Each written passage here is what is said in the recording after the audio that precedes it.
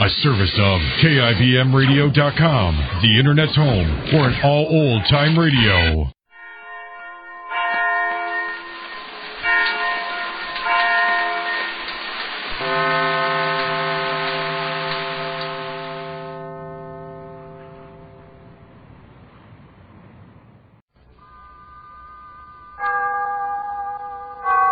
Autolite and its 98,000 dealers bring you Mr. William Holden in tonight's presentation of Suspense.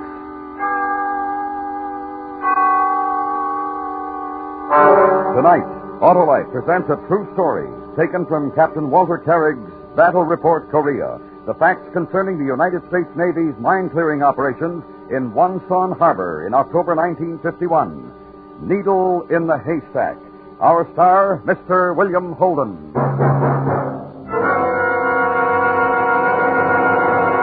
Hi, Hap, will you have a cigarette? Oh, no thanks, Harlow. Prefer my own brand. Hey, did you ever think about all the people who feel like you do about cigarettes, but on something that has to do with the safety and performance of their car, they take a substitute and don't know the difference? Oh, what do you mean, Harlow? Well, for example, many makes of cars have Autolite electrical systems as original equipment, right? Right. But if replacements are needed, do the owners of those Autolite-equipped cars insist on Autolite original service parts exactly the same as those specified by the car manufacturer? Well, I sure would, Harlow. I wouldn't take a chance on any part not designed to do the job right. And you're wise, Hap.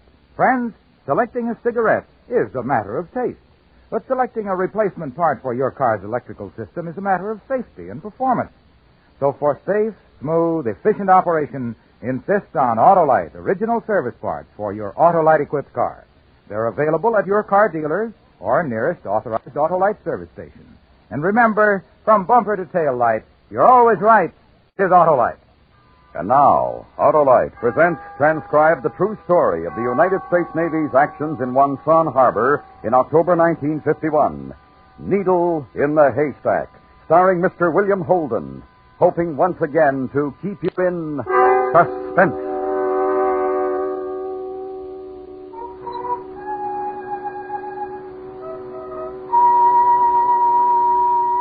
During the last war, we never tried to sweep even a small harbor with less than 30 sweepers. At Okinawa, for instance, we used 100. At Normandy, 300. And at good old Wonsan, as big or bigger than any of them, we started in with 10.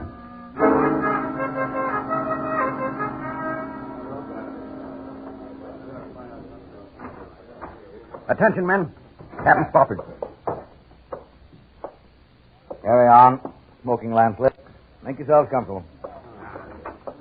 The correspondents are beginning to call those ships out there the fleet that came to stay and stay and stay at sea. Well, I agree with you. It isn't a very good joke. Nothing funny about 250 ships steaming around in circles waiting to get into Wonsan Harbor. Our job is to make sure they do get in. Oh, Commander, the map. Yes, sir. You men on the port want to get in closer. Now, here, between the fleet and the shore, mines. We don't know what kind of mines, but we do know that all of these anchorages and approaches will have to be swept clear. Sir? Well, yesterday would have been a good time to have the job finished. We have 20,000 troops packed into space that would be close quarters for half as many. That kind of thing isn't very good on the nerves. Matter of fact, those Marines who are calling this Operation Yo-Yo, they may have something of that. Right now, they're as effectively out of combat as if they were still training in North Carolina. Well, gentlemen, our assault sweep into Wonsan Harbor will commence at 0630.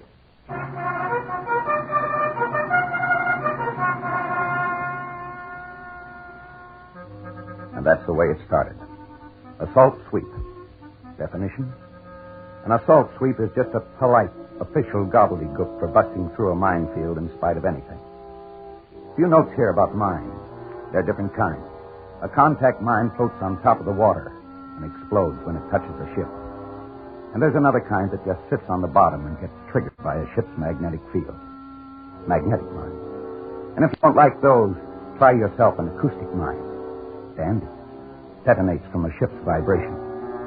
Or there's a pressure mine that just goes off when a ship passes above it. And if you aren't satisfied with the way they blow up, There just might be a couple of guys on the beach controlling all of them with an electric cable. Oh, yeah. One more thing. For every kind of mine, there's a different sweeping operation. So go sweep mine.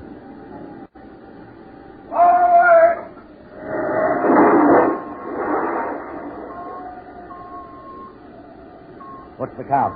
We've set 21 mines so far, sir. No casualties. That's encouraging. Well, let's see. We're in here. That means we've already cleared a channel 3,000 yards wide, from the 100-fathom curve to the 30-fathom curve. Well, we may get those Marines into action sooner than we expected. This keeps up. Helicopter's a big help, sir. Well, it's something new in mine sweeping. Flying low ahead of the lead sweep. Sir? Yeah. It's the pilot's radio, sir. I think he spotted something. Give me those phones. Yes. Sharply angled mine line directly ahead of lead sweep. Another line just beyond that. Another. Order that lead sweep to come about. Aye, aye, sir.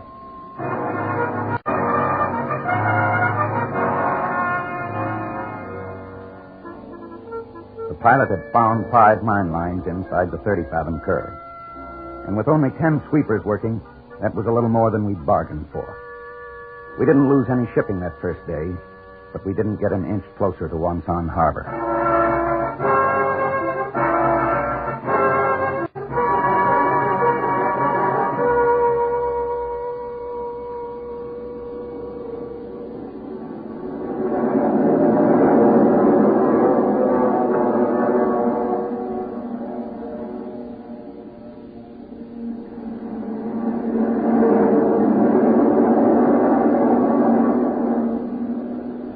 At 0900 the following day, we tried something else that was new in mine sweeping.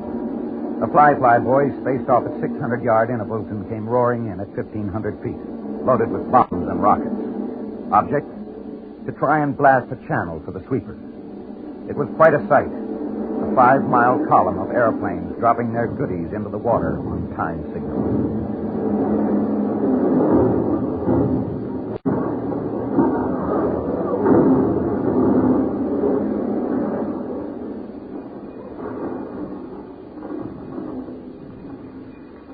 Just reported that the aerial countermining operation is complete. It's up to us to find out whether or not it worked the hard way. Course is 248, speed 8 knots, proceed as planned. Lieutenant Hyatt aboard the Pirate, sir. We're proceeding as ordered. The Pirate was the lead ship in the formation. The whole fleet watched as she edged out and headed for the waters that had been raked by the planes. Not far behind came the Pledge, and the Incredible, and the Redhead, all trailing their sweeping gear, all anxious to get a job done. One at a time, they turned to pass between the islands. We are now entering unswept waters. Will it work, sir? I hope so. If there are any mines in those waters, the bombs and rockets should have done some good. Yeah. Well, we'll know in a minute, son.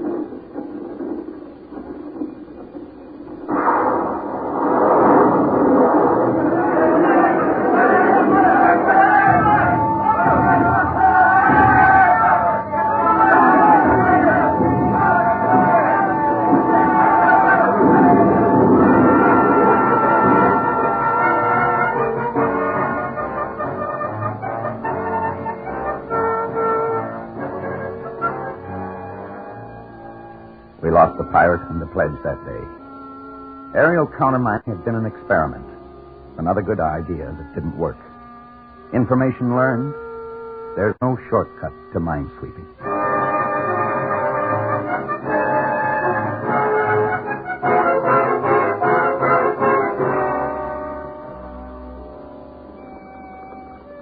Cigarette, Don? Thank you, sir.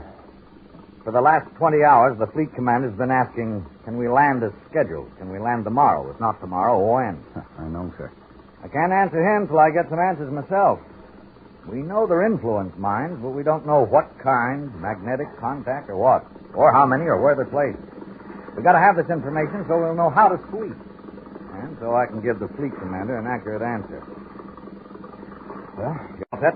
All set, sir. Good luck, Don. Thank you, sir. All right, sailor, shove off. Aye, aye, sir.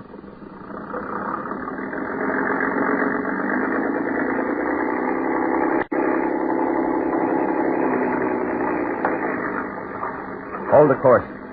Holding the course, sir. Beg pardon, sir? Yeah? How far in can we go, sir? Until we get to the end of those marked lines. I'll swim it from there. Does it always go like this?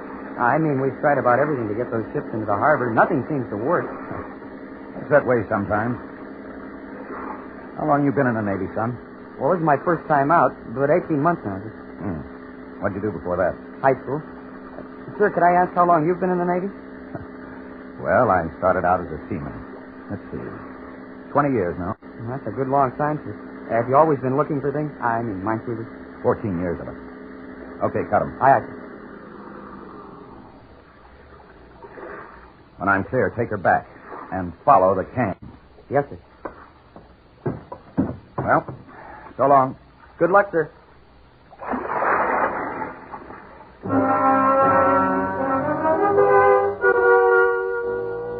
It took me a half an hour to swim the rest of the way. A couple of times my legs brushed against the mines, moored no more than 2 feet below the surface. When I finally got onto shore, there was a welcoming committee waiting for me. About 12 Korean fishermen.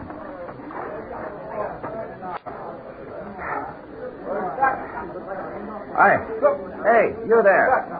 Hey. Hello. You speak any English? Do you hear me? Do you speak any English? I say, do any of you speak English? Yankee. Yankee. That's right. I'm a Yankee. Do you speak English? Fish. Me. Fish. Yeah. You're a fisherman. Then maybe you can help me get the information I need. I'm from that ship out there. Understand? In order to land all those boats, we have to find out what kind of mines are in these waters. Where they're located. How many?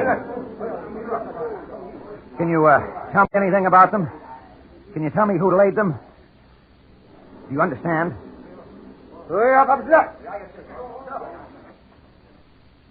Men who lay mines in water. Yeah, that's it. It took a lot of men and boats to mine that whole area.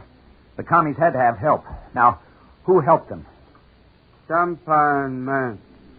All the sampan man help. The soldiers say help. The soldiers made the sampan boats help, huh? Well, then, a sampan skipper can tell me what I want to know. Where can I find one? Oh, gone. What? No tell anything. Soldier kill all sampan man.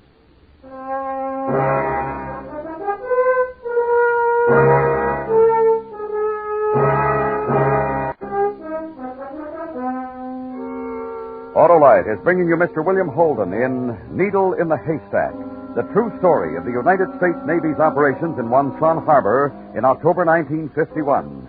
Tonight's presentation in radio's outstanding theater of thrills, Suspense.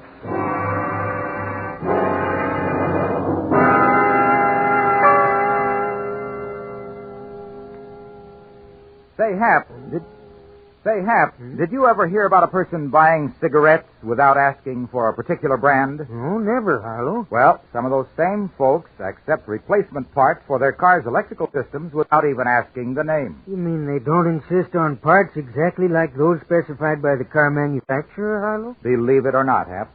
Well, then how can they be sure to get peak performance? They can't be sure, and here's why.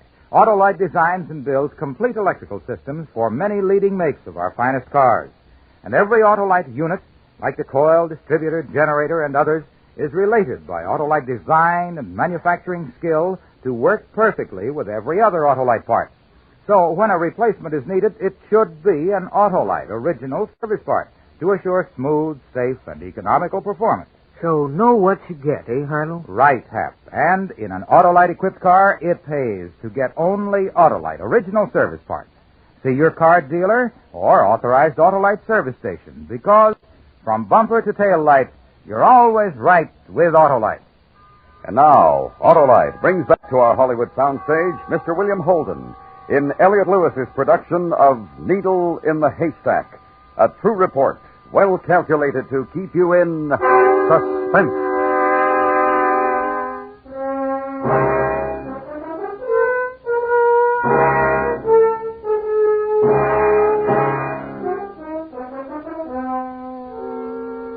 What kind of mines are sinking our ships? How many? Where are they? All tough questions, and tougher to answer. The Wonsan fisherman said there was no such thing. All the answers had been killed off. I tried another source. Rock headquarters in the friendly city of Wonsan. Commander de Forest? Yes. Lieutenant Ching, sit down, please. Oh, thank you. Sorry to have kept you waiting. It has been busy here. Yes, I noticed. They leave slowly. They seem to. We'd like to speed it up a little bit. I know. You want to get the ship in the harbor. What can I do?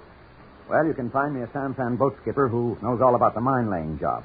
You have been to the waterfront?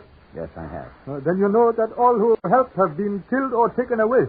I thought there might be one someplace. 25 miles north of here, there is supposed to be a mining depot they use. Well, maybe we can find out something there. They are still out there. Gorillas, huh? Huh. And I'll have to take that risk. Can I get some kind of transportation? We have a jeep. Good. Now, any chance of borrowing somebody as an interpreter? I am as anxious as you are to secure this harbor. I will go with you, Commander.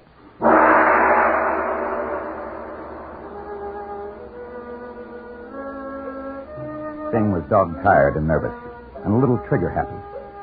As we drove over the roughest road in North Korea, he sat with a pistol and a rifle, ready to handle anything. About 15 miles out of Wonsan, we came to a village, a place of about 1,000 people or so. When they heard the sound of our motor, they scattered in all directions. By the time we pulled to a stop, there wasn't a soul in sight, except a little girl about 5 years old. Well, hey, wait. Where are you going? We will question. No. Let's try this little lady with the muddy face first. A child? Yeah, kids are the same all over the world. At least I think they are. Come on, and leave that rifle here. It is not... Okay.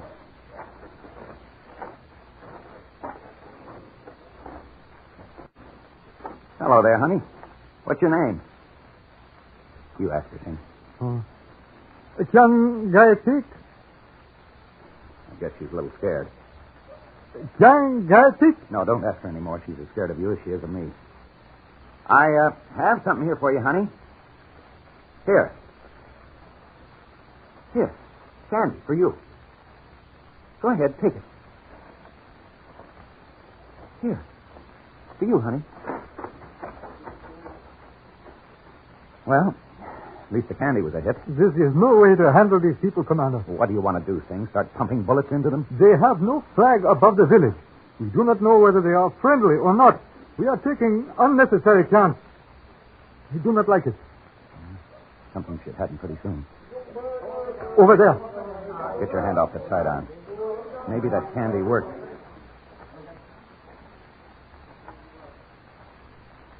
The old gent's coming over to us. Sing. What? You know how to smile? We'll do it now. What does he want us to do? He wishes us to follow him. Over there. The wooden house. Looks like some kind of meeting hall. Well, come on.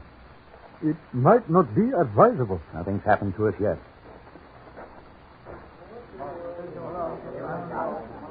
The whole place is sure turning out to see what's what. They see my rifle in the jeep. Can you get any of that? Not much. Something about stranger.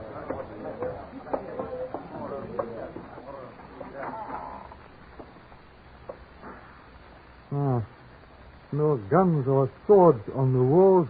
They must be friendly. Do not count on it, Commander. He wants us inside. Well, then inside we go.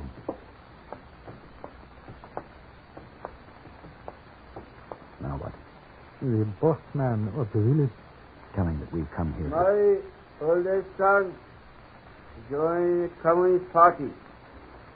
He killed his mother and two sisters because they no join.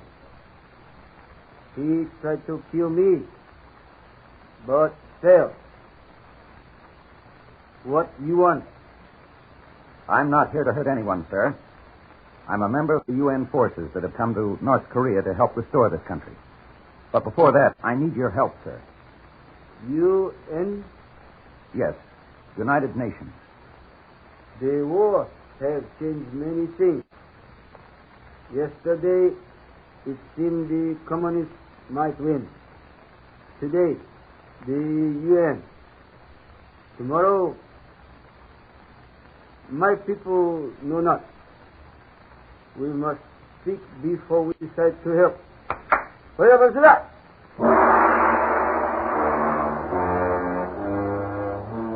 They had a council meeting, and everybody who was anybody in the village got in on it.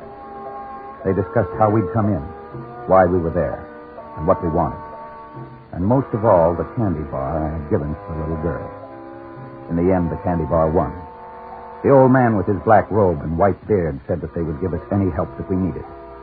Then he gave another order, and a few minutes later, a group of men brought in a tall, rangy-looking character who didn't like it one bit. What's all this? I do not know. The man's name is Sandhi. Well, why all the fuss?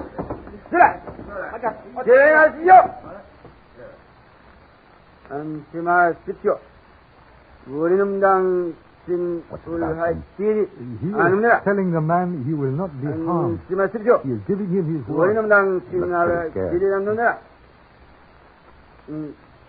You talk to Sanhi. He only one left alive.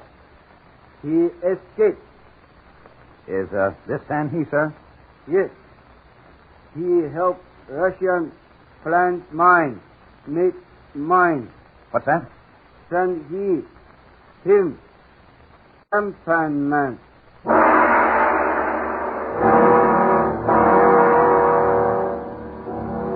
Đó hát chung hôn kia đói, lô lel chung sampan, tôi nói chụp chim ho yat thọ, tôi hết chung ôn lúa đỏ, balon tôi nói cá số ấp đá, wadon cắt chung một thùng, nói yêu ita, ít cút thùng thì yo tôi na puda, mai nhạc nuka kia để lô chan mót, nói non trong sal đang handa.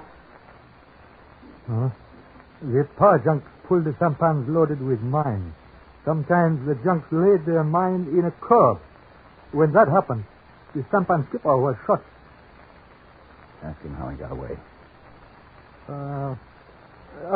Turke tiha yopsuvnika.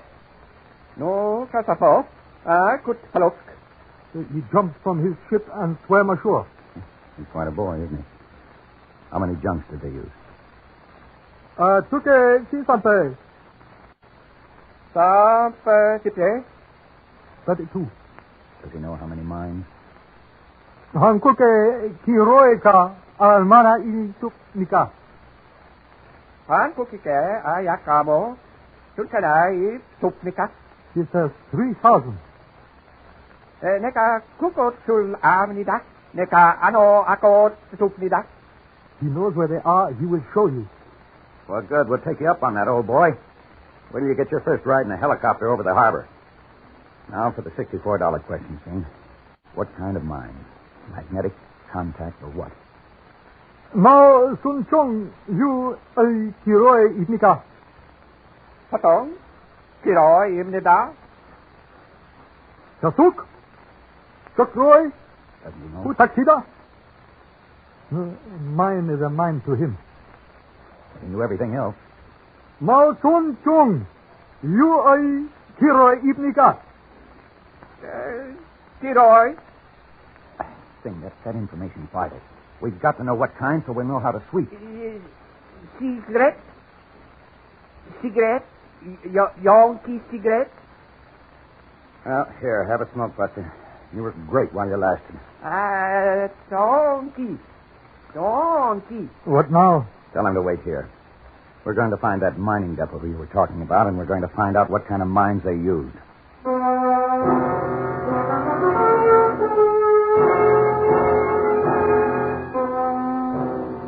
The road to the abandoned mine depot followed a narrow-gauge railroad.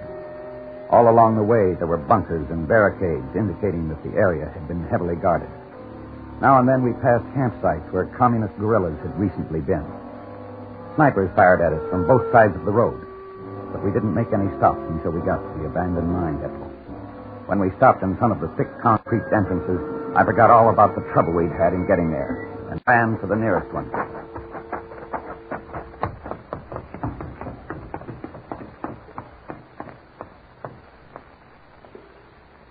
No. Flooded. Yeah. They must have flooded it before they left. Then there's no way to find any parts, any plans that will tell you what kind of mines were assembled here. Nothing. The whole thing's a bust. Trying to find anything in that water would be like trying to find a needle in that pile of hay over there. Now, what would a pile of dry hay be doing on this upper level? Why, To pack things in. To pack cartons of coils, detonating parts.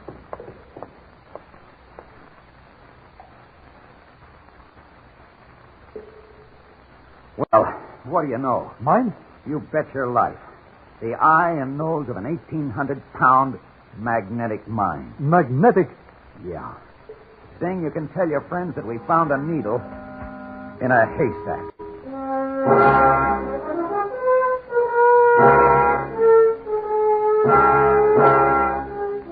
The landing was held up to allow the minesweepers to clear all channels. The beach was finally turned over to the troops, and 22,000 men went ashore in 2 days with no losses. Before the end of the week, the 10th Corps was ashore with 50,000 men. Operation Yo-Yo was over. The long march to the Yalu had begun.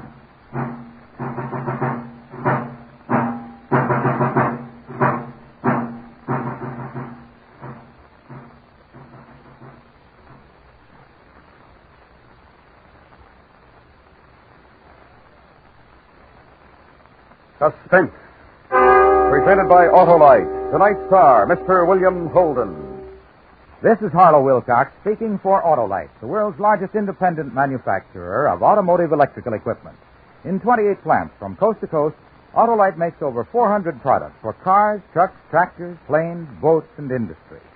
These products include bumpers, speedometers, batteries, such as the famous Autolite Stay Full, ignition-engineered Autolite spark plugs, both standard and resistor types, voltage regulators, wire and battery cable, Autolite Bullseye steel beam units, and Autolite original service parts for all Autolite electrical systems.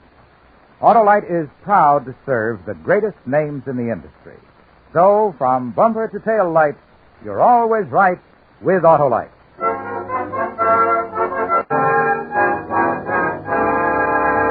Next week, it will be our pleasure to present part one of the first detective story ever written. A tale considered by many to be the greatest ever written. Wilkie Collins' The Moonstone. Our star, Mr. Peter Lawford. That's next week on Suspense. Suspense is transcribed and directed by Elliot Lewis, with music composed by Lucian Morwick and conducted by Lud Gluskin. Needle in the Haystack was adapted for Suspense by E. Jack Newman from Captain Walter Carrick's Battle Report, Korea. Featured in tonight's cast were Joseph Kearns, Jack Prussian, Ben Wright, Steve Roberts, David Young, Bert Holland, and Ted Bliss. William Holden will shortly be seen co-starring with Ginger Rogers and Paul Douglas in Paramount's new comedy, Forever Female. And remember, next week, Mr. Peter Lawford in part one of Wilkie Collins' The Moonstone.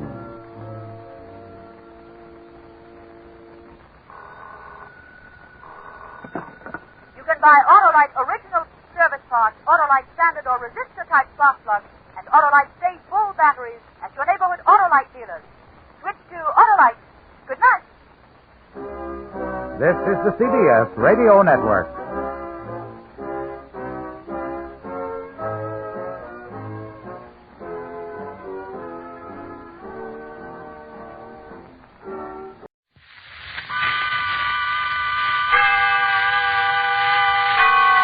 Autolite and its 98,000 dealers bring you Mr. Peter Lawford in tonight's presentation of Suspense.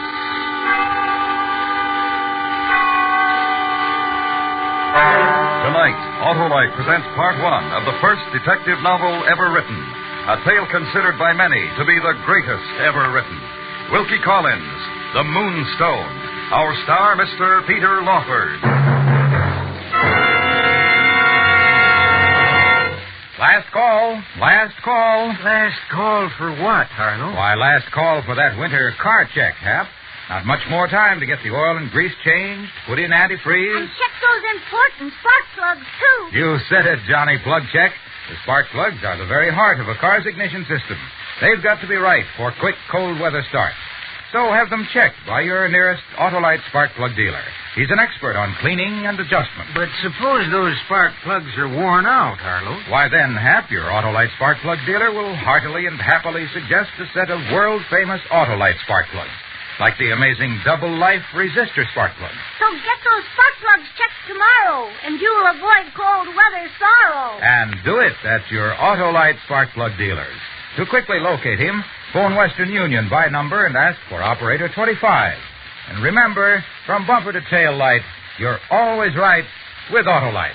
And now, Autolite presents Part 1 of Wilkie Collins' The Moonstone, starring Mr. Peter Lawford, hoping once again to keep you in suspense.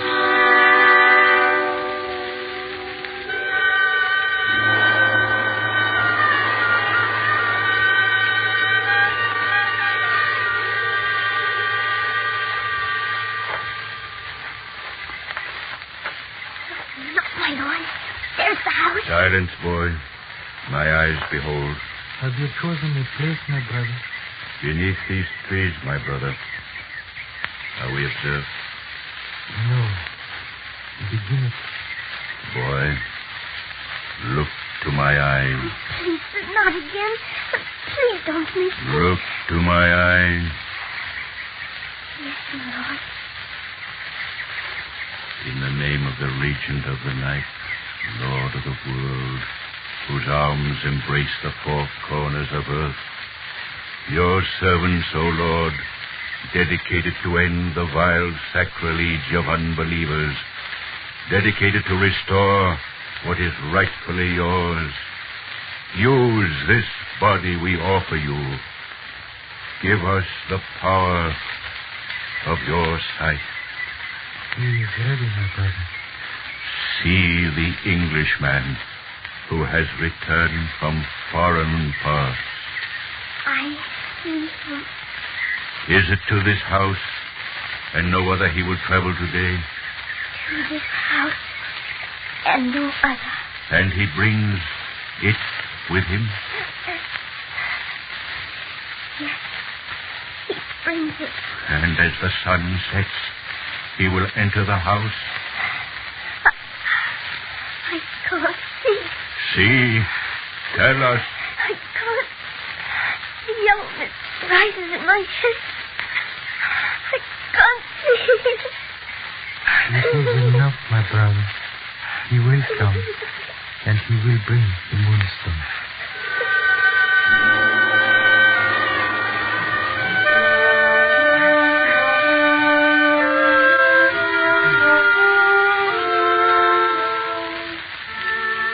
It was in May of 1848 that I received news of the death of my uncle, Colonel John Herncastle. The letter caught up to me in Italy with instructions that I return to England and perform my duties as executor of my uncle's will. Not having seen my uncle since childhood, I felt neither one way or the other about his death.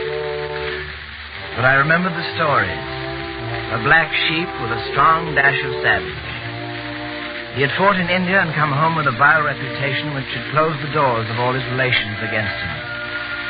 His sister, Lady Julia Verinda, had taken the lead in this respect. Colonel John never set foot in her great Yorkshire house. Naturally, this all went through my mind as I entered the office of our family lawyer, Mr. Matthew Brough. Well, Mr. Franklin Blake. You're looking fit, quite fit. Thank you, sir. You're looking well yourself. Let's see now. How many years has it been? 5 at least, sir. 5. My, how time flies. Well, sir, now, this matter of Colonel Herncastle's will. You're acquainted with your duties? Yes, sir. I've signed papers, and there's a birthday gift left to my cousin Rachel Verinda. I'm to take it to her. Very good. Now to work. The first clause provides for support and safekeeping for his animals. Cats and dogs and horses he seemed to prefer to human company. This paper covers that. You sign here. All right, sir. Second clause directs his fortune to be used wholly for the establishment of a professorship of chemistry at Camden University. Rumors were the colonel was addicted to opium. I suppose that explains the chemistry. Sign here. Yes, I've heard he took drugs. The third clause you might as well read yourself, sir. Read some here. Right. Thirdly and lastly, I give and bequeath to my niece, Rachel Verinda, only child of my sister, Lady Julia Verinda, the yellow diamond belonging to me and known in the East as the Moonstone. Mr. Bruff, a diamond? Oh, yes. There's a diamond, all right. Read on. That said diamond should be given to my niece Rachel on her first birthday after my death, subject to the condition that her mother, Lady Verinda, be living at the time, and that my diamond be given into the hands of my niece by my nephew, Franklin Blake, in the presence of my sister, the said Julia Verinda. This I do in free forgiveness of my sister's conduct in closing her doors to me and publicly injuring my reputation as an officer and a gentleman during my lifetime. And a most generous forgiveness it turned out to be. The wicked Colonel's diamond. Do you have it here? No, the bank. Been in the bank vault for years. At one time, the Colonel hinted of a conspiracy against him, claimed the stone was some sort of sacred Indian jewel, part of a four-handed moon god, which to any serious person sounds like drug addiction. Is this Moonstone really worth it? We've had 3 appraisals. Thought quite stir, size and color. There's a flaw, but the least value put on the stone is £30,000. 30,000? Well, the old dog. There was also a paper instructing that if he died mysteriously, which he did not, the jewel was to be sent secretly to a diamond cutter in Amsterdam and cut up into several smaller stones. That way he thought to destroy its identity. Strange. The Colonel knew its worth. Why? Nothing strange, sir, when it comes to drugs. When will you be leaving for Yorkshire, Mr. Blake? And tomorrow afternoon. Lady Julia's invited me down to stay for 2 weeks before the birthday. You carry £30,000. Take care, my boy. I shall, Mr. Brown. You know, somehow I wish that I'd seen more of the Colonel. Heavens, no, sir. God rest his soul. But he was truly a wretched man. Goodbye, Mr. Blake. My regards to Lady Verinda, Miss Rachel. Bye.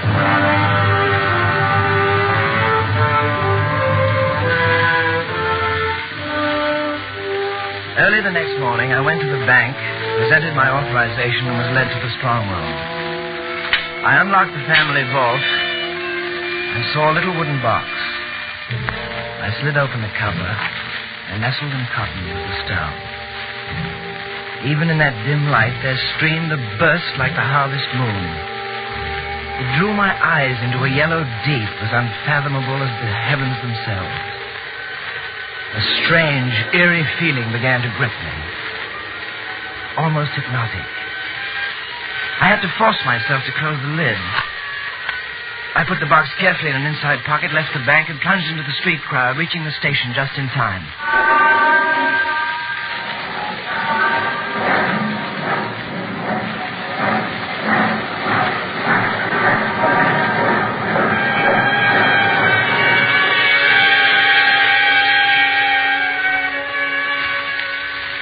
Towards noon, I arrived at the quiet country town of Frizinghall, feeling almost my natural self.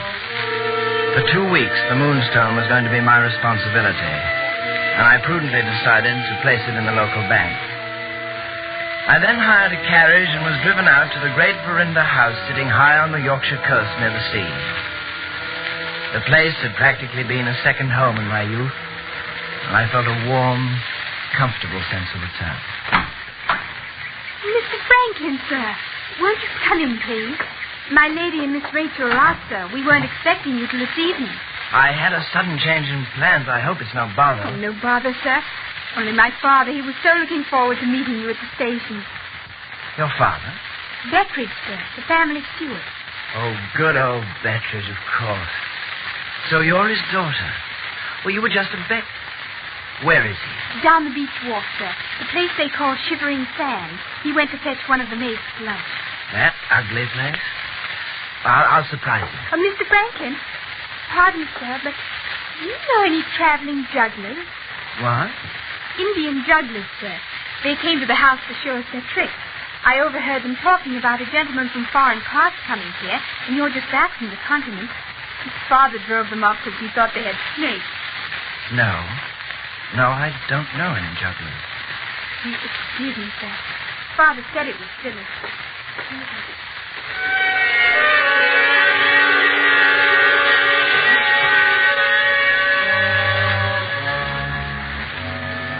Each walk led to one of the ugliest little bays on the Yorkshire coast. It was quicksand.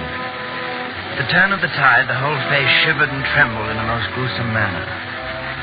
Rounding the dunes, I saw two figures watching the tide. A woman and the plump, friendly form of old Betteridge. Why do you visit this horrid place, Roseanne?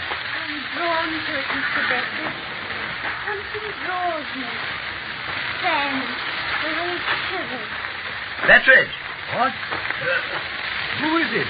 Don't you recognize me? My lord, this is Mr. Franklin. How are you, Betteridge? Our fine boy all grown to a man. Rosanna, this is our Mr. Franklin. Yes, I know Mr. Franklin. You know me? Yes, sir. From your pictures in the house. Excuse me. Please excuse me. Well, that's an odd girl. Rosanna's our newest maid, sir. She's a bit strange. Mark it down to that. I must say you're looking the pink, sir. Thank you. Tell me something, Betteridge. Anything, sir. What? About the Indian jugglers who were here. I met your daughter. Edgar, if Penelope's bothered you, sir, I'll... No, not at all. Just tell me, what did they do? Nothing, sir. You know how women are. She was down by our front trees and heard some of their rigmarole. Asking a boy they had about a gentleman from foreign parts, and did he have it about him. That's all, sir. Sick. I see. Something wrong, sir? No. No, not really, I'm sure. Come along.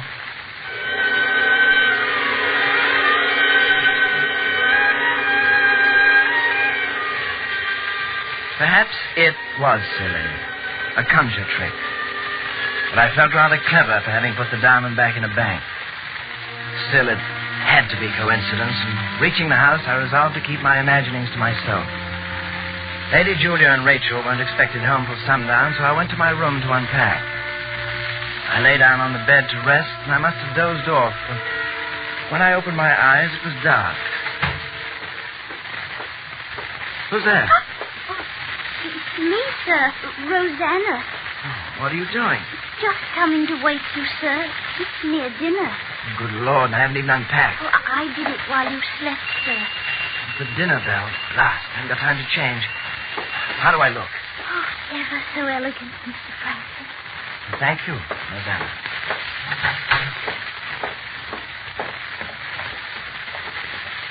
Franklin? Yes, Lady Julia. Franklin, dear boy, so good to have you back. Oh, it's good to be back, Lady Julia. You look exactly the same. Oh, you're kind, Franklin. But you, I don't think I'd have recognized you. I would have recognized you, Cousin Franklin. Rachel, dear. This is Rachel? This is Rachel, the little girl whose hair you so delighted in pulling and put frogs down her back. And got kicked in the shins for it. I can't believe it. That you did those things? Why, Cousin Franklin. Well, no, I mean you... Well, you're beautiful. Really, sir? Thank you, sir. And you've grown handsome. Now we're even. Rachel? Now come to dinner, you two. Franklin, you must tell us all about the continent. And there it began. Rachel was undoubtedly the most beautiful girl I'd ever seen. I couldn't take my eyes off her. In the days that followed, I found myself trying to spend every waking moment with her. Recalling our days as children, walking, riding. I even thought of bird watching. By the second week, I was very deeply in love. Franklin? Where are you?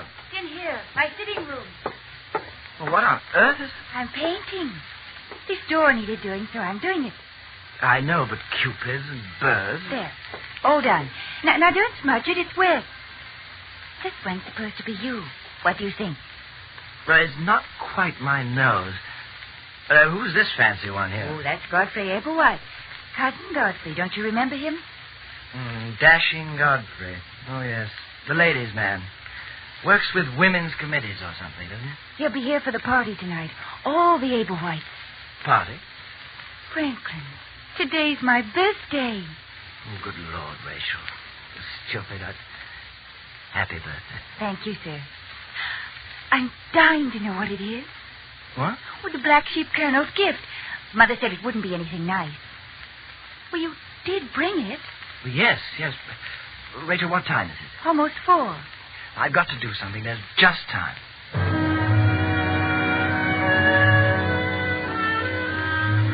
Not having mind for anything but Rachel, I'd even forgotten the day. I rode full speed to Frinzingle, took the diamond from the bank, and returned all dust and lather. I bathed, hopped into my party clothes, and made it downstairs just as the first guests arrived. The Ablewhites, Mr. and Mrs., twin daughters, and ladies' committee man Godfrey. Cousin Franklin, lovely to see you. Oh, pardon me, cousin, there's Rachel. Lovely to see you. He went to Rachel and very neatly monopolized her attentions. The rest of the guests arrived, and then, thank heaven, it was time to open the presents. From the late Colonel Herncastle. A box. No, Rachel, not that first. Oh, don't be silly, Mother. It won't bite. Oh, my, look. Just look. Exquisite. Simply exquisite. Mother, look at it. No. Put it down, Rachel. It means no good. I looked at Lady Julia. Her eyes, set in an ash-white face, were riveted on the diamond. She quickly recovered her composure, but underneath I saw the same uneasiness I, too, had felt when I first saw the Moonstone. Then I knew why the Colonel's gesture of forgiveness had left the diamond to Rachel. She was fascinated, but Lady Julia was repelled. She could have thrown it as far as she could. Oh, look, everyone. Out on the terrace. The whole party turned. Standing on the terrace were 2 Indian jugglers and a boy.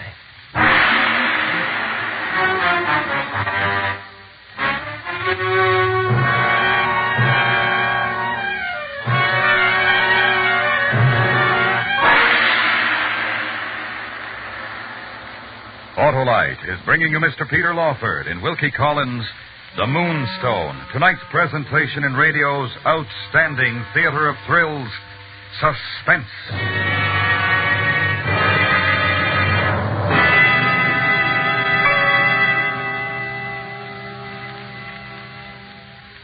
Say, Harlow, who is this Johnny Plugcheck, anyway? Well, you might call him the motorist's conscience, Hap. He's here to remind us to beat winter by having the oil and grease changed, putting in antifreeze. And the most important thing to do is check those spark plugs, too. You sure should. The spark plugs are the heart of a car's ignition system. When they're right, your chances of starting every time are better than ever. So have your spark plugs checked. If replacements are needed, your Autolite spark plug dealer will recommend Autolite spark plugs, like the Double Life Resistor spark plug that gives you smoother performance.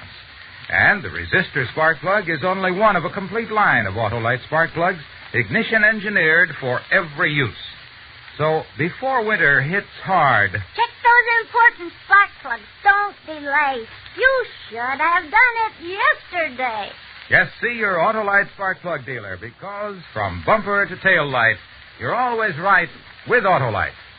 And now, Autolite brings back to our Hollywood soundstage Mr. Peter Lawford in Elliot Lewis's production of Wilkie Collins' The Moonstone, a tale well calculated to keep you in suspense.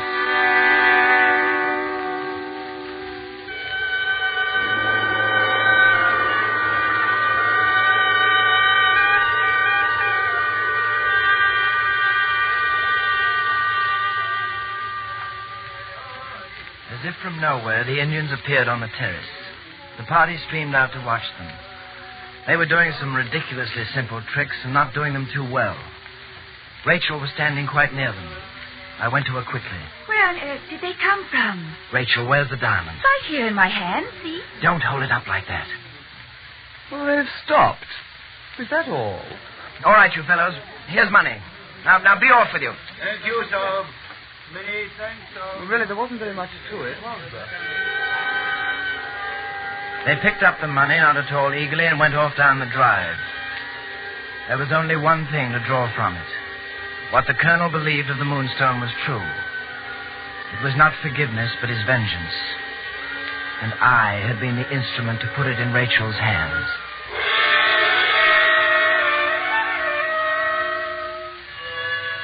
The dinner was quite gay, except for Lady Julia, who seemed very solemn, and myself.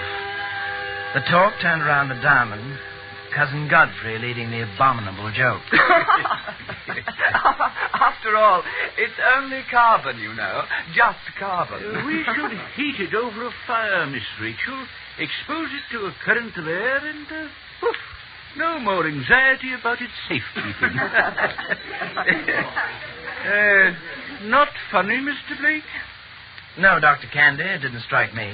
I suspect you haven't been sleeping well. You should let me give you a course in medicine. In my opinion, Dr. Candy, your course in medicine and groping in the dark are one and the same thing. Ah, but you're groping for sleep, sir. I could help. I've heard of the blind leading the blind, Doctor.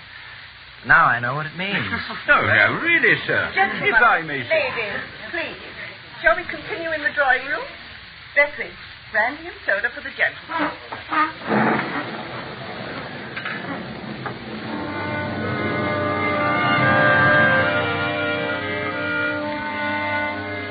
We adjourned to the first note of the seasonal rainstorm. I hoped to reach Rachel, but Cousin Godfrey made his move quicker and was already swarming over this charm. He was staying the night, and since I felt a great urge to kick him, I prudently kept to myself. The approaching storm prodded the guests home early before the roads turned to mud. Dr. Candy was the last to leave. Yes, storm's the least of my worries. A doctor's skin is waterproof, you know. Good night, Mr. Blake. Good night, Doctor. If you're trouble sleeping tonight, try a brandy and soda.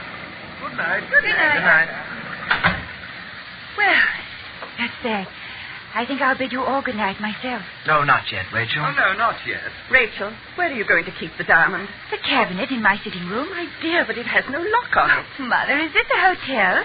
We've no thieves. I want you to come to my room, Rachel, first thing in the morning. Yes, Mother. Good night, Godfrey. Good night, Cousin Rachel. See you early. Rachel, may I see you up? Please do, Franklin. What were you and Godfrey... Talking about? He proposed to me. Well, you're not going to... I love you, Rachel. A little more time, Franklin, please. The diamond, I've got to tell you... I'll put it right in my cabinet. Good night.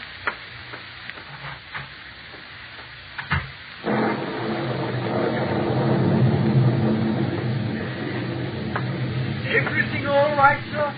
Yes, thank you, Bettridge. There's a brandy and soda nightcap at your bedside, sir. Good night. Good night.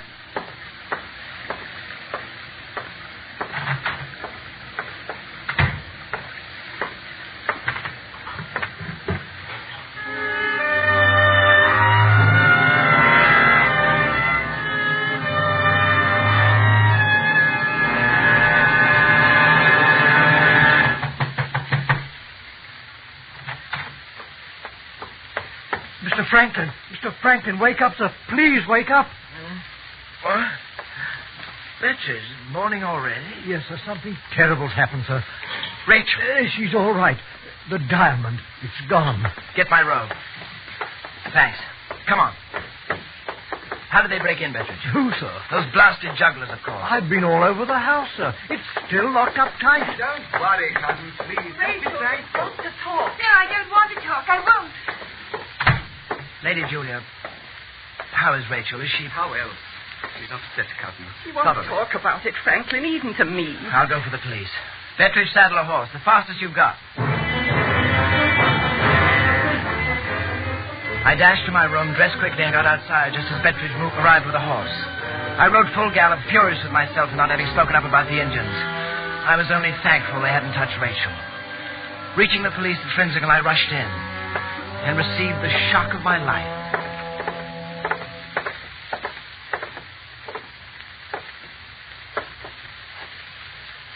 Are those your jugglers, Mr. Blake? Sure. Yes. Yes, those are the ones, all right. Ah. There was a fuss at the tavern. There are 3 of them, according to the record, have been here in jail since 11 last night. From what you tell me, this Moonstone was still in the owner's possession at 11. These men couldn't have taken it. I saw the record with my own eyes. It was impossible. If not the Indians, who?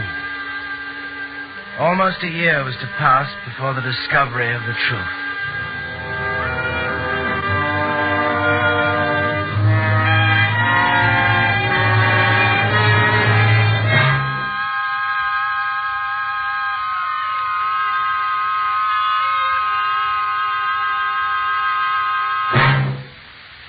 Suspense.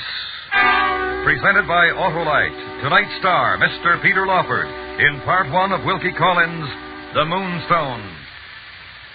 This is Harlow Wilcox speaking for Autolite, the world's largest independent manufacturer of automotive electrical equipment.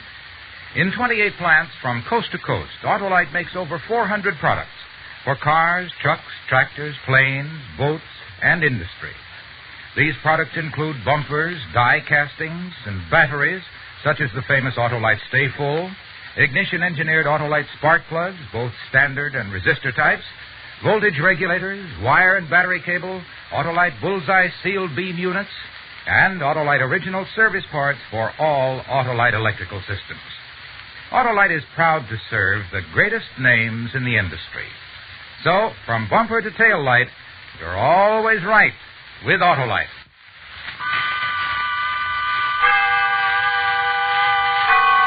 Autolite and its 98,000 dealers bring you Mr. Peter Lawford in tonight's presentation of Suspense.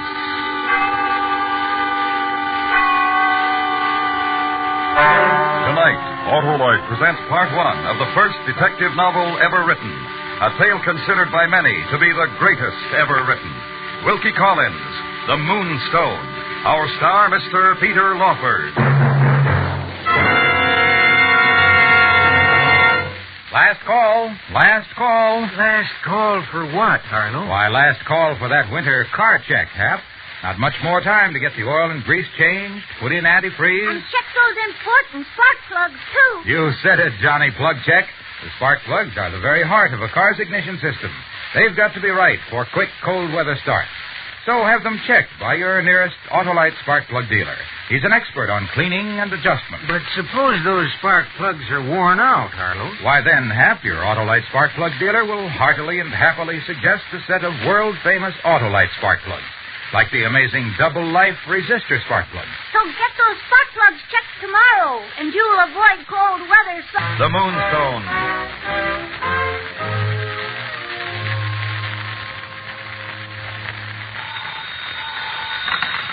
You can buy Autolite standard or resistor type spark plugs, Autolite original service parts, and Autolite Stay Full batteries at your neighborhood Autolite dealers. Switch to Autolite. Good night.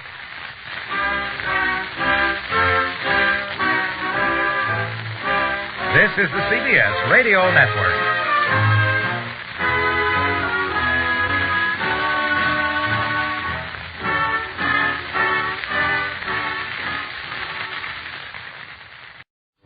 The Whistler.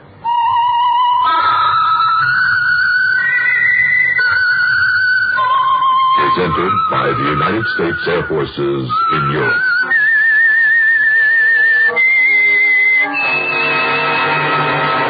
I am the Whistler, and I know many things, for I walk by night. I know many strange tales hidden in the hearts of men and women who have stepped into the shadows. Yes, I know the nameless terrors of which they dare not speak.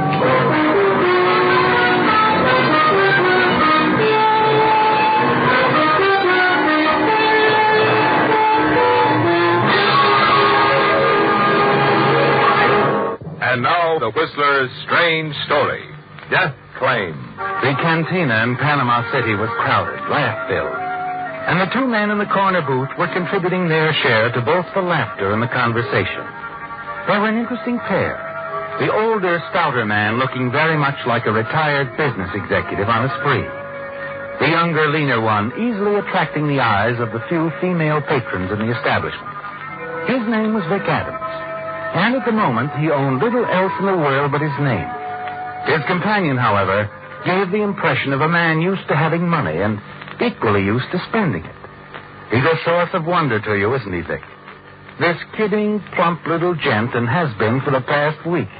He turns away every subtle effort on your part to learn the source of his money. Curly, another pair here. No, really, I had enough, Harvey. I could use a little fresh air. Fresh air? Oh, you kill me, boy, fresh air. When there's so many good drinks in the world and so many wonderful places like... What's the matter? Harvey, what is it? What's wrong? I wonder, is there a back way out of here, Vic? Well, sure, there must be, but... Harvey, what the... Yeah, but... Señora, Look out. Oh, the señor drinks by bringing us... Here, keep the change. Drink 'em yourself. Let's go, Vic. Yeah, right with you, Harvey. He spotted us. He's following us. Oh, I don't see anybody. Come on, Vic.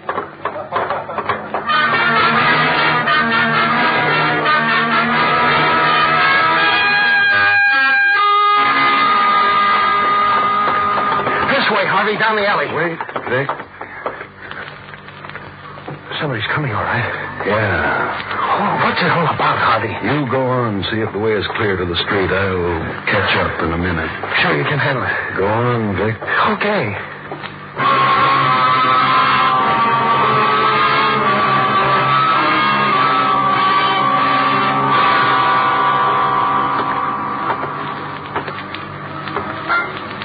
Harvey. Vic. Harvey, you all right? I told you to wait. Why did you come back here? I got worried about you, Harvey. I wanted to... Harvey. Who is he? What did you do to him? Who is he? I don't know. What did I do to him? I killed him, Vic. Hey, Harvey, why? Let's get out of here, my boy. You look like you can use a drink now. Me? I can always use one. Come on, Vic. I'll tell you all about it.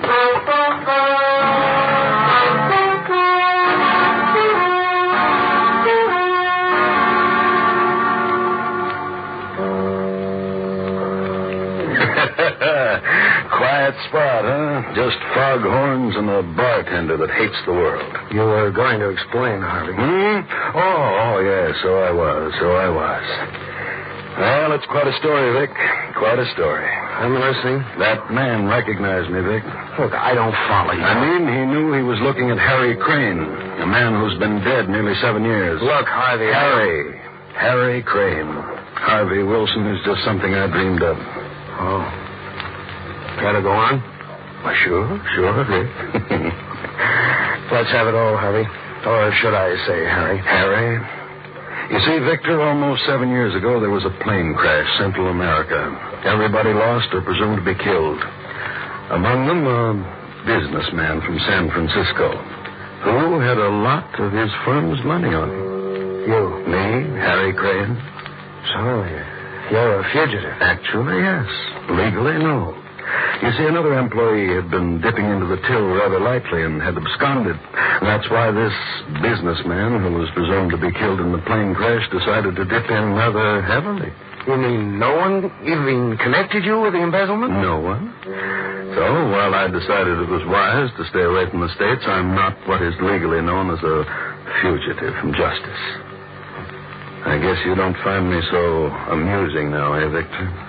Well, live and let live, I always say. Good. You keep on saying, my boy, you'll be all right. You see, old Harry knows where there's plenty more. More? Money, my boy, money. You see, unbelievable as it may appear, your friend Harry is at the moment financially embarrassed. What? After the way you've been spending this past week? I still have a little, my boy, a small nest egg of a few thousand. However, as you know, I like to live well, spend well. So we must invest in a pair of steamer tickets to San Francisco. And we must arrive before October 5th. October 5th? That is the day my dear wife will be the recipient of over $100,000. Your wife will Yes, dear, sweet Nora, my grieving, impatient widow. I'm beginning to understand. You want to go to your wife. No, I want you to go to her, my boy. Much too risky for me. It's too risky for anybody, Harry. No, we'll get away with it. We'll take $50,000 away from dear sweet Nora and won't raise a hand. $50,000? Your share, $10,000, just for joining me in a boat ride, meeting Nora, dancing with her, and she's quite attractive, Victor, much younger than me. Harry, you're a strange guy. Yeah, I just like to live well, just do my best to make life easy for me. Bartender, another round.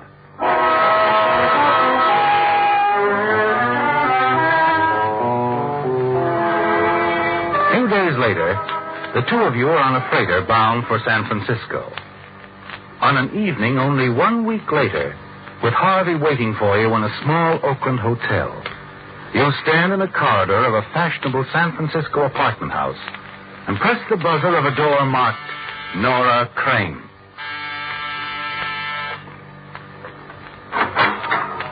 Yes, sir. I'd like to see Mrs. Crane. It's about... Very sorry, sir, but there's a dinner party in progress. Look, it's rather urgent. However, would you give her this note? My name is Adams. Victor Adams. Very good, sir. I'll wait for an answer. Oh? Very well.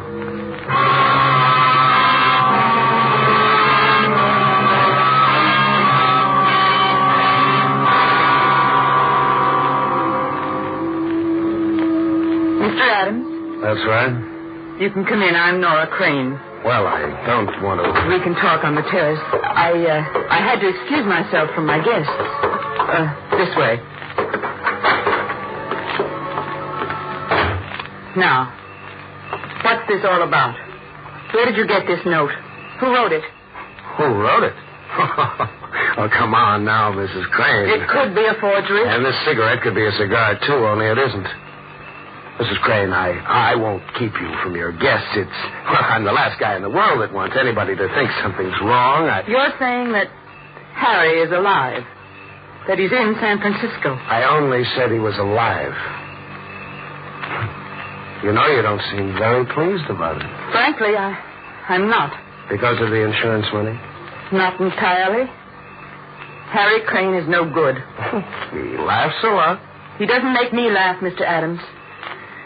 However... Oh, yes. Your guest. Well, I'd like to make an appointment, Mrs. Crane.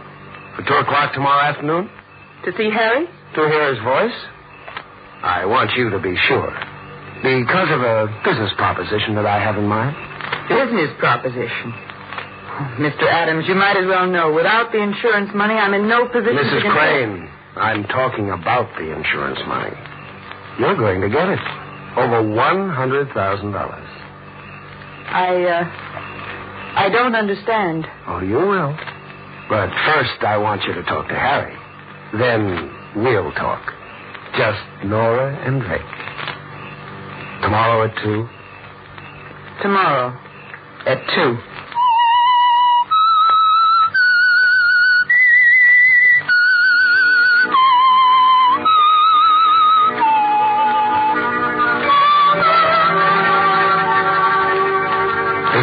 Terrible shock for the attractive Nora Crane, hadn't it, Dick? When you'd approached her at her dinner party, calmly informed her that her husband, Harry Crane, long believed dead, was actually very much alive. Since in a week's time she was to collect a check for $100,000 on Harry's insurance. Still, you had softened the blow somehow, explaining that he wouldn't stand in the way, providing that Nora share the money equally with him. Yes, Nora Crane had been quite upset over the news. And since you felt a dinner party was no place to discuss the matter further, you'd made an appointment to call on her again the following afternoon. In here, Mr. Adams. We can talk in the study. Fine. Any of the servants around? No, I've given them the day off. Sit down, please. Thanks. You know, Mrs. Crane, I could use a drink. Oh? Whatever you're having. I'll make mine with soda. Very well.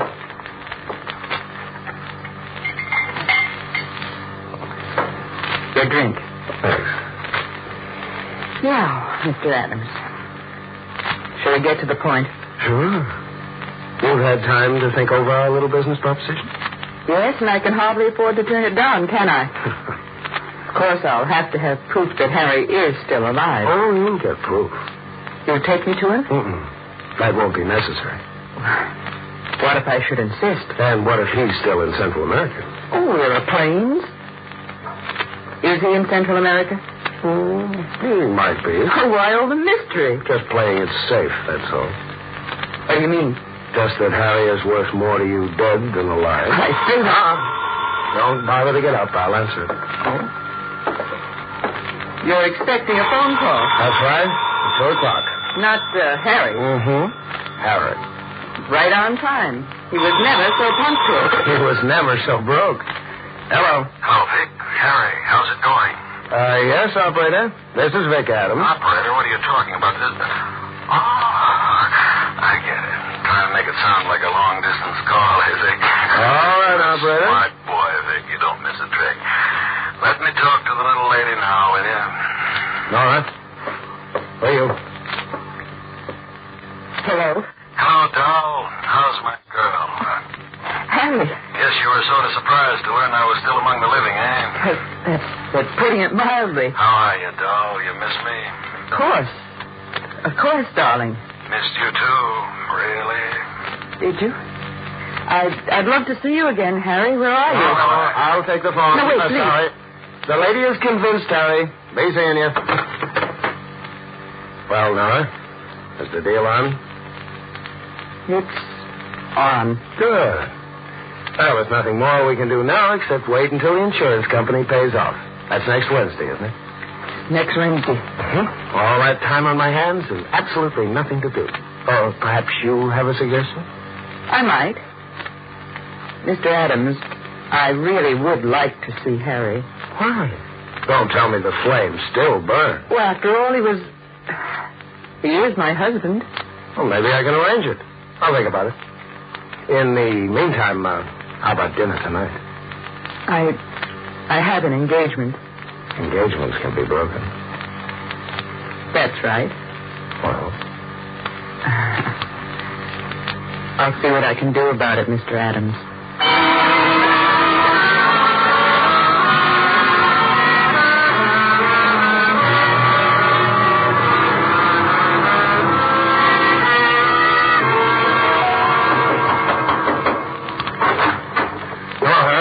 Mind if I come in? Where have you been? It's 3 a.m. Oh, I've been seeing the town with your lovely wife.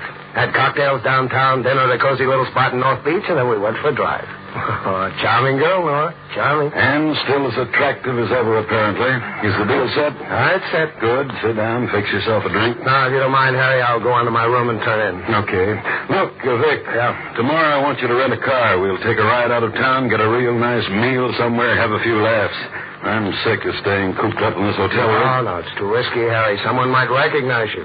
Besides, I have a date tomorrow. A date? Nora again? Yeah, Nora. No, wait a minute. Jealous? Jealous? Ha! So what's eating you? Well, Nothing, I guess. Only watch your step with Nora. Just watch your step. She's dangerous, Vic.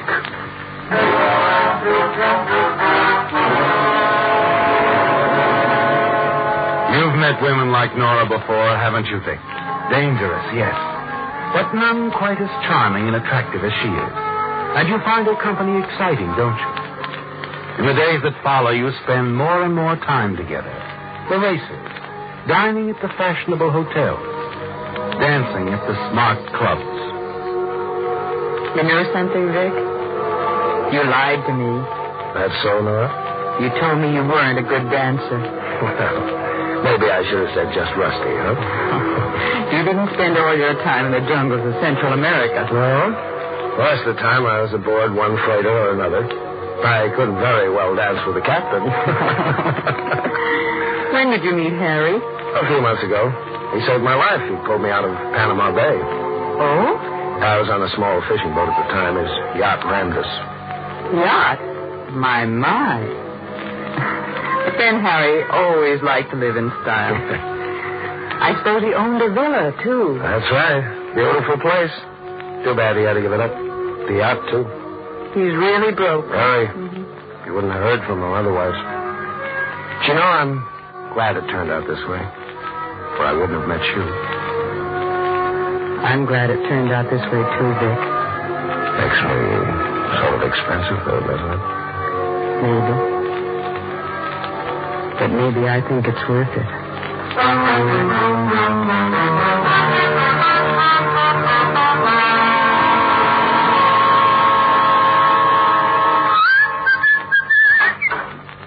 Morning, Harry. Come on in.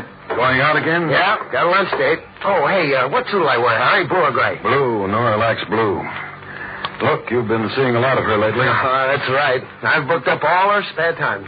She doesn't seem to mind. You? Maybe. You are jealous. No, but I don't want anything to mess up this little deal, understand? Oh, what could mess it up? A double cross. You and Nora have been getting pretty chummy. I wouldn't like it at all if you two took the dough and beat it. You think I'd pull a stunt like that? I don't think it would occur to you, Vic, but with a dame like Nora around, well, she might talk you into it. Well, don't worry about me, Harry. I can take care of myself. I'll see that you do, Vic. Just see that you do. He's right, isn't he, Vic? Now that he's mentioned it, you recall some of the things Nora had said to you. The more you think about it, the more certain you are that it's been on her mind all along, that she's been sounding you out. A half hour later, you take a cab and drive out to Nora's house. Hi, baby. Sorry I'm a little late. It's all right, darling. Ready? I'm started. Vic. Yeah. Don't be angry with me. Promise? Okay. What's on your mind? I'd like to talk with Harry again. Harry? Oh, now, love, please, darling. Even if this has all been a trick, I wouldn't mind. It's just that I'm curious. Weren't you convinced when you spoke with him on the phone? I thought I was, but the more I think about it... You want me to take you to him, is that it? That's what you want? No, that isn't necessary. Just call him on the phone again. Okay. Make you feel any happier to know I'm not trying to pull a fast one.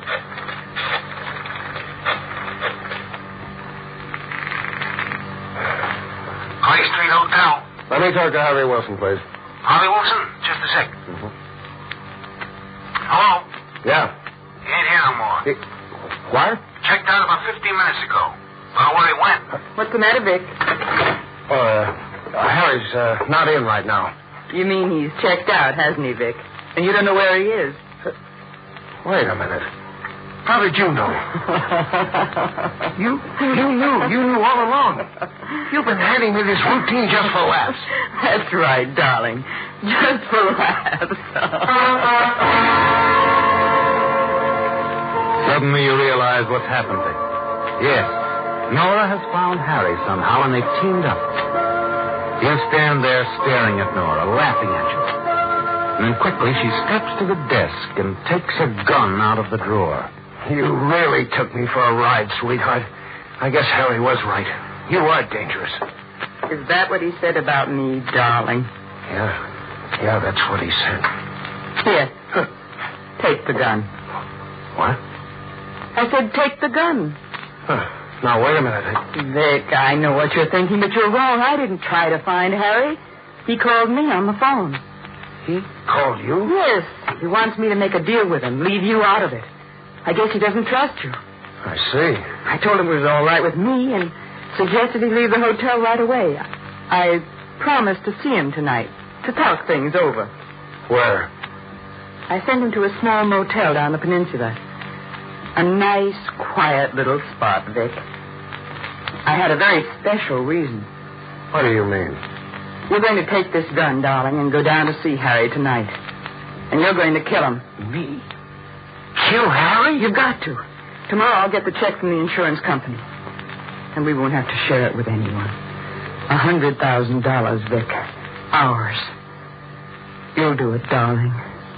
For us. Give me that gun, honey.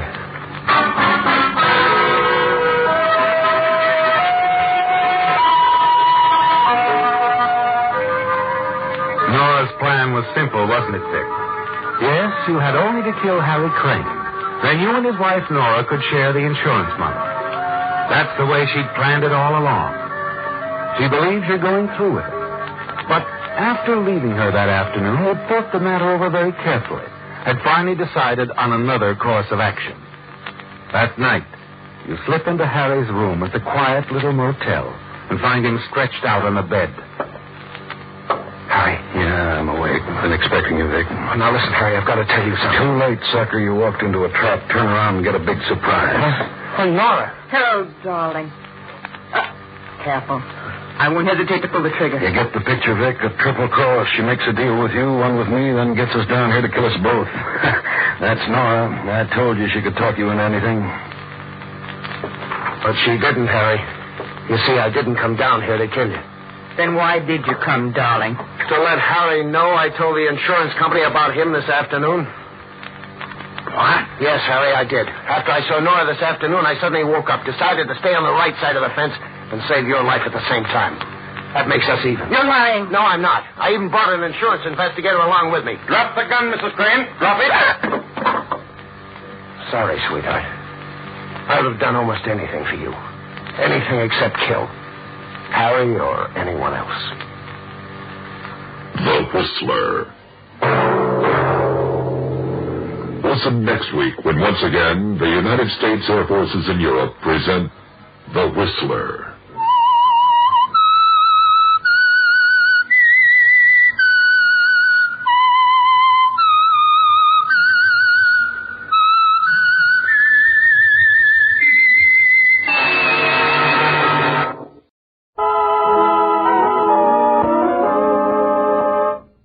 Oboler's Plays.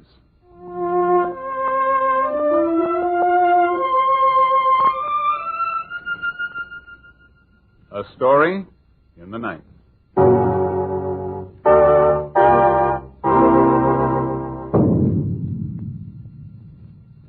Tonight, 3 short plays written with tongue-in-cheek. First, Back to the Indians.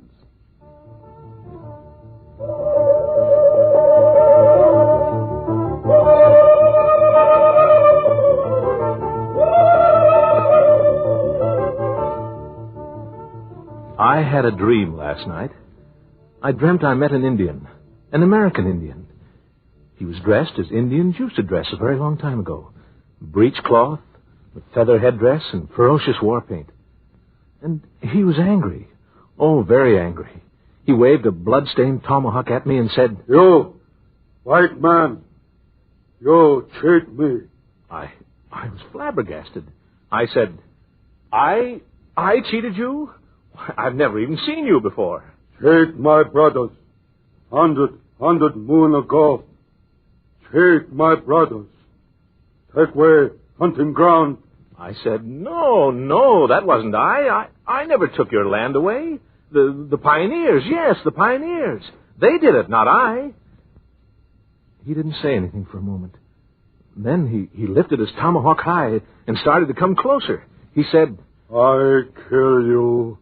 I said, "No, wait, I'll give it back to you. Your land, I'll give it back to you. Come with me. I'll give it back to you. Come on."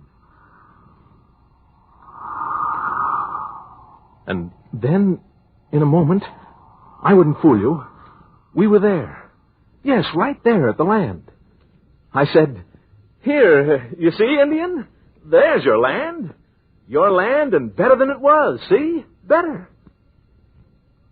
He didn't say a thing, just looked around.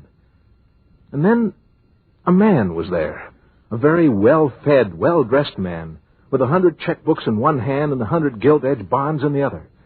He was smoking a very fat and expensive cigar.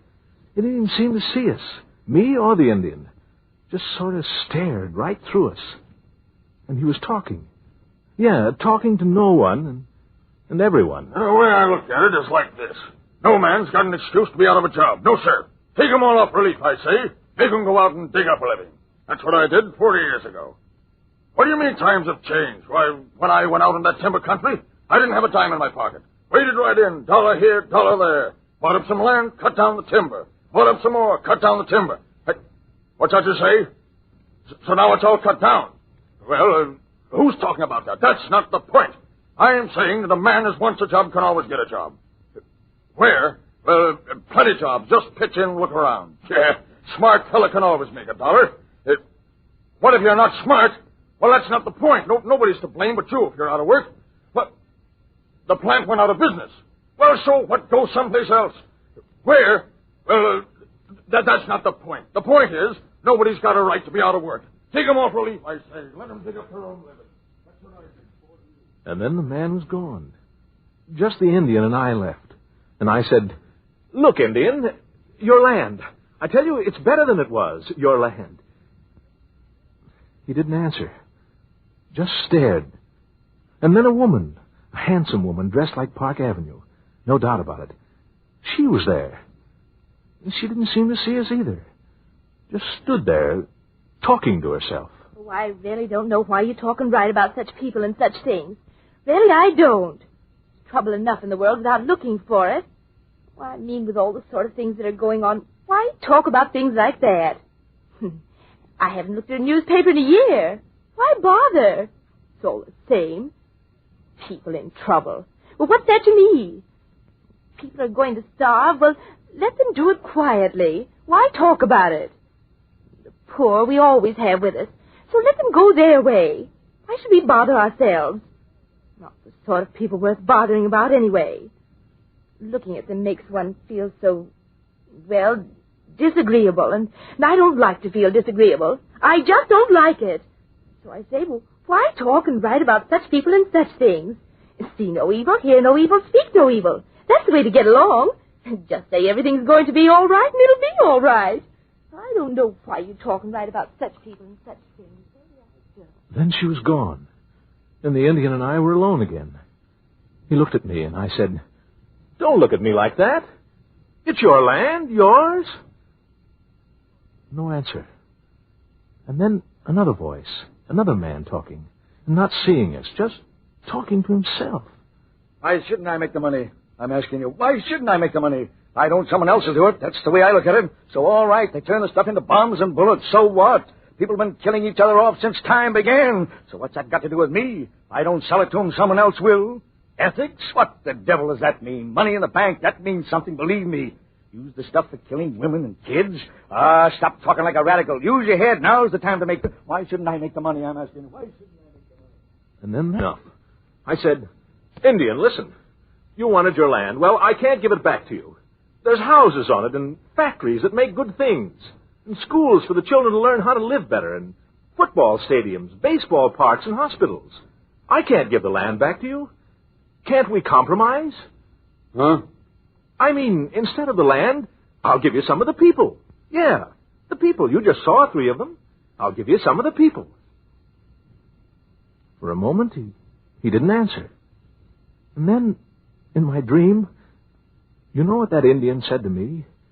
He said, "We don't want him."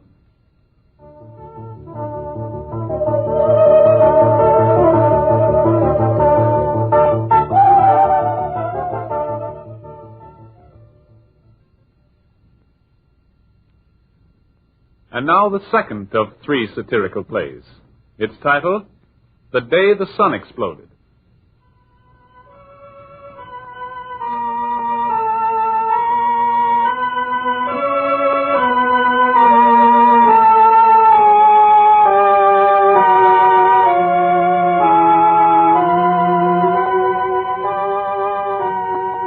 It started out as a wonderful day. All over the world, the weather was unbelievably perfect. Where it was daylight, it was the clearest, bluest daylight in the memory of mankind. Where it was night, the sky was cloudless, and the moon and the stars gave light bright almost beyond belief. And as all mankind shared the blessings of perfect weather, so also they shared a common, all-encompassing interest. For on this day, men of all nations grouped around their radios and televisors, watching and listening to an epical event which was taking place in the great council hall of Geneva. Yes, epical indeed was this meeting, for in the great vaulted chamber sat 1,000 men of many tongues and many colors, of many temperaments, many ideologies, the chosen representatives of their nations, come together in council to meet and discuss a cause close to the heart of every man. And as each representative rose and spoke, from Tokyo to Melbourne, from Cape Town to Moscow, from Santiago to Nome, the ears and the eyes and the hearts of all mankind were with them. Black men, white men, Yellow men, brown men, red men, listening and hoping. Indo-European, Arab and Berber, Mongolian, Malayan and Polynesian, American Indian, Dravidian, African, Australian and Papuan, hoping and listening. Protestant, Roman Catholic, Jew and Mohammedan, Confucian and Buddhist, Orthodox Catholic, Brahmin and heathen. all of them listening and hoping.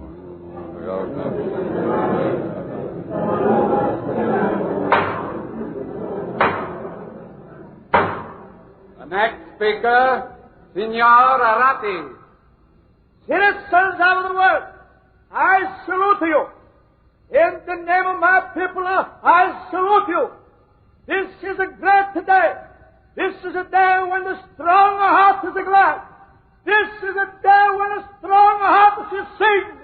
For today, for the first time in the history of the world, all men become like a blood brothers. Well, too many years, my people have had wars. Too many wars. We have had too many wars. You have had too many wars. My people have had wars because for too many years we've had a crazy dream. A dream to have again a great empire. Our empire. The empire of the Caesars. Now, finish. No more. Today, my people said to all people, you are our brothers. We join you forever.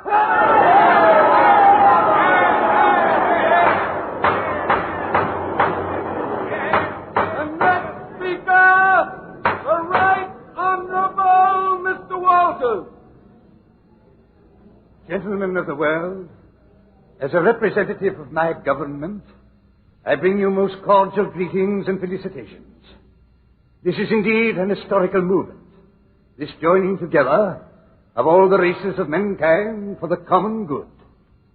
Great was the moment when the Magna Carta was signed. As great indeed were the moments when the various constitutions were signed.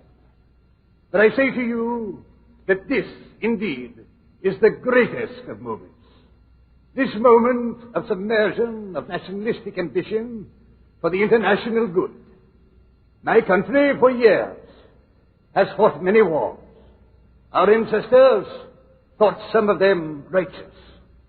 But we, of this more enlightened time, renounce this shame forever. And we thrust behind us forever the imperialistic ambitions which have cost us the blood of our youth for so many centuries. Yes, from this moment henceforward, we give our empire to the world.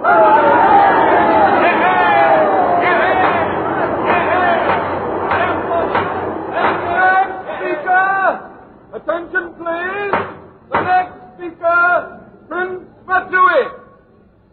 Honorable friends, we are a small nation, yet our influence has been felt throughout the world. But this influence, unfortunately, has been aggressive. Today, I am happy to say all that is ended. We renounce the error of our fathers. We renounce belief that our island is the seat of godliness, and we join in this great idea that all men are of God, and all men are one, and all men can live as one in brotherhood and happiness. Kansai.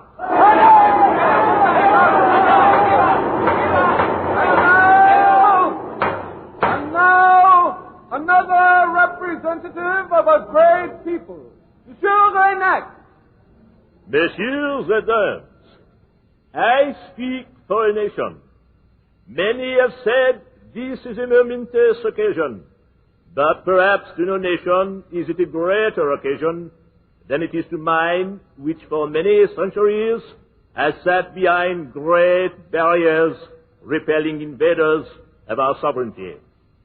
But today we strike down these barriers with our own hands, and we throw wide our arms and say to you, we are your brothers. We, a nation of individualists, a nation that has known hatred, turns from individualism and hatred to solidarity and love with all mankind. In the name of my nation, I salute the fraternity of mankind.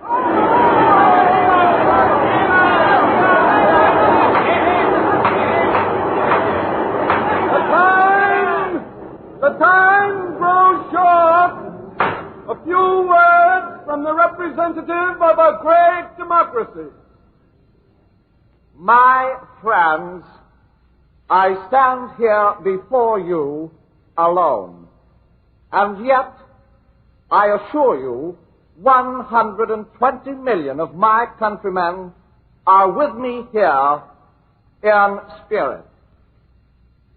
For many years, our national policy has been to mind our own business and to keep our powder dry.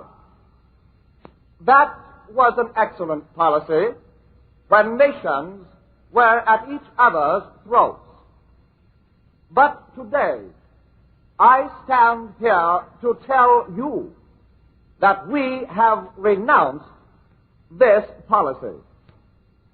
We have renounced it because we have outgrown such beliefs, even as nations have outgrown the belief that the only manner in which to settle disputes is by force. As a mature people, we reach out beyond the oceans which surround us and say to all of you, we are as you. You are as we. We are as one. We join in this great international movement without fear, without reservation. United we stand, all of us, forever. Attention, please! Attention! The moment is almost at hand for the final signature on this historic document. A closing word by the representative of another great people, Herr Gamling. Wiederschaft! Brotherhood is a noble work. I now bring you this word as a representative of my people. For many years, my people have walked as one, perhaps bowed their head as one, regimented in the belief that we must work together and believe together. Some of the things we have believed, I stand here to tell you, have been false. It has taken many years of leadership, but now we know they are false. There is in the blood no right of leadership. Leadership is not in the blood. It is in the heart and the minds. This day we turn our blood into the great bloodstream of all mankind. White, yellow, black, the blood is the same. Christian, Jew, or heathen, the blood is the same. All are brothers, and today all stand together in peace forever. Peace forever. Peace forever. Peace forever. Peace forever.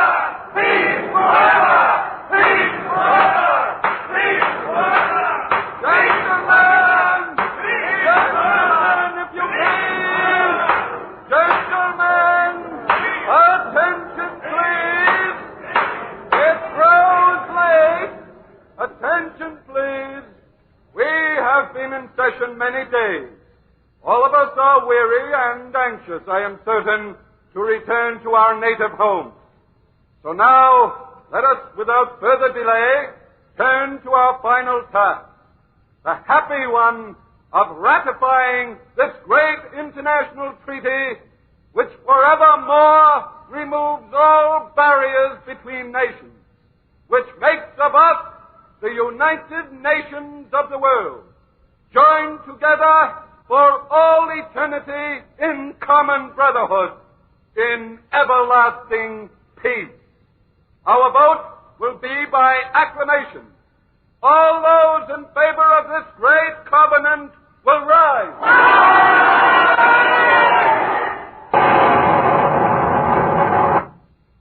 And that was the day the sun exploded.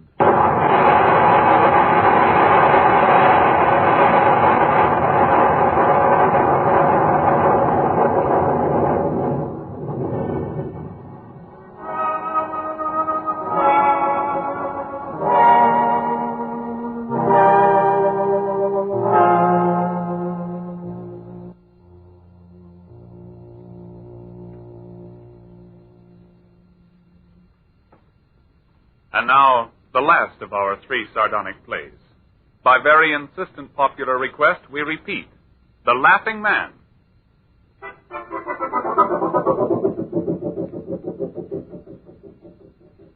The time, 20,000 years from tomorrow.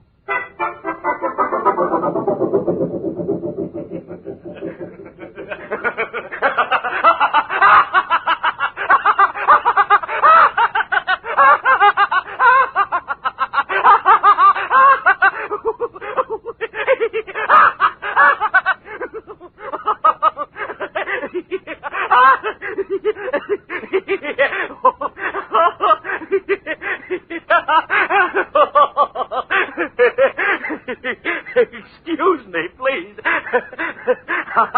I'm laughing. I know it isn't polite, but I can't help it. The funniest thing. Wait until you hear it. Absolutely the funniest thing.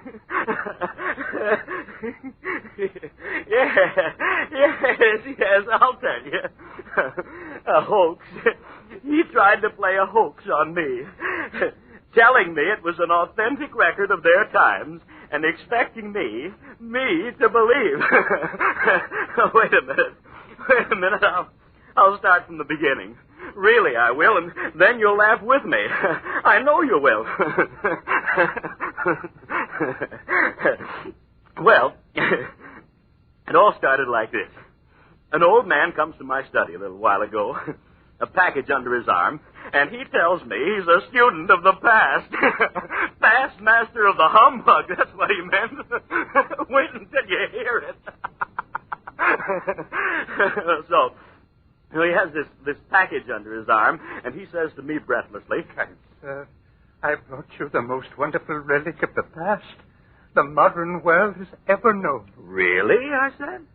What are you talking about, and who are you? And he answers, a lonely traveler, one who wanders in far-off places. Far-off places? Well, that's what he told me. So I said, and is this what you're bringing me from one of these far-off places? And he nods his old head like a strutting rooster, and he says, yes, indeed. You are the greatest living scholar of the history of the old world. So it is fitting that I bring this to you. Indeed, I said. And what have you got, and where did you find it? And he says, I was walking through the mountains beneath which the great city once stood. Well, I said. Well? And he said, as you know, thousands of years ago, there was another civilization that reached great heights and then... I know, I said. Certainly you're not going to teach me history, my ancient friend. And he said, oh, no, indeed. I only meant to say what I found high in the mountains. It is a written record of that civilization. The first written record ever to be found. Oh, for a moment, I couldn't breathe. I just looked at him. I said, have you gone out of your head with age, old man? Nothing is left of that prehistoric time. First, the sea covered them when the dark planet swung close, and then the molten rock thrust up. It's only our theory that men had a civilization here before us. And for answer, he tore the paper off the package, and he said, look, these papers, reality, I tell you, high in the mountains, inside a piece of alabaster that must have protected it from the ravages of time, miraculously spewed out from the earth when the mountains rose up through the land. Look, sir, and read. A record of their times. A record of the ways of men 20,000 years before our civilization came into being. Yes. He said that, and I took the book. I took it in my hand and read. You know, for a moment, I almost believed the fraud. Strange formations of letters and strange words and meaning, but clear enough to me. Clear enough. The clearest fraud a faker ever tried to perpetrate. Let me tell you what was in that historical book. He tried to tell me he'd found the old humbug. Listen to this. First, the book said that... Wait till you hear this. First, the book said that the men of that past civilization fought about the land. You don't understand what I mean. I mean the world. They fought each other. maimed each other, bled each other over who owned what piece of the world. Did you ever hear such nonsense? They knew how large the world was. They knew how many men were in it. But instead of dividing it up fairly or all owning together as one, they fought each other. Yes, bloody wars for years and years. Did you ever hear such a humbug history? Did you?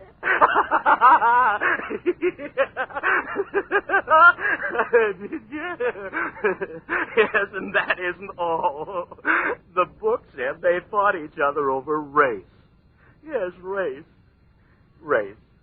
The book said the word means the difference between men. And then the book said that all men had the same origin, and yet they killed each other over a difference they admitted didn't even exist.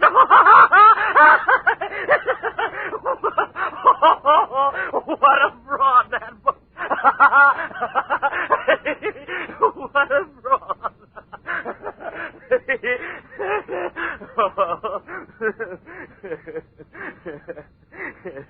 Yes, you know, a man walked that world for a little while, and he said, "For the glory of God, peace on earth." And he spoke the truth, and men listened and said, "We believe," and then went out to murder with bright music playing. Music, I tell you, yes, music. And then a little man arose who said, "For the glory of the state, war on earth." And he spoke lies, and men knew there were lies, and he knew they knew, but again, they went out to murder with the music playing. And here's the funniest. Other men saw what was happening, and they said, "Let them kill. It is not to our interest." And the flame of murder came closer, and still they said, "It is not our interest." As if the house were afire, and they said, "We will not use water until we ourselves are burning." And here's the climax. The preposterous book said that these crazy people who filled the earth in those days had machines with which to fly through the air. Yes, really, through the air. Imagine the wonder if it were true. Speeding through the air like birds. Great, glistening machines to carry men to new wonders. But guess what the fraud of a book said they did with them? You'll hold your sides when you hear this one. They loaded them up with horrible, tearing things and flew up over the crowded places and dropped them. Yes, dropped them. Believe me. That's what this humbug history tried to make me believe was the truth. Men struggled for centuries. They studied, they toiled, rivers of heartache, at least the book said so, trying to make a healthier world for their children to live in, and then they threw poison clouds down from the sky and killed them off in tens of thousands. Killed the children.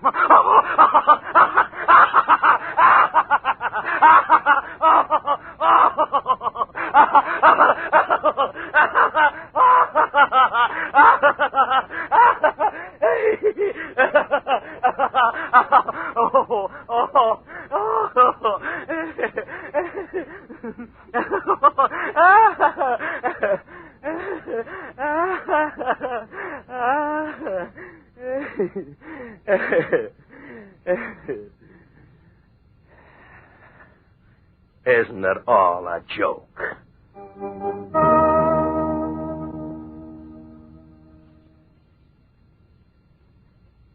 Ladies and gentlemen, tonight's 3 short satirical plays were especially written for radio by Arch Oboler.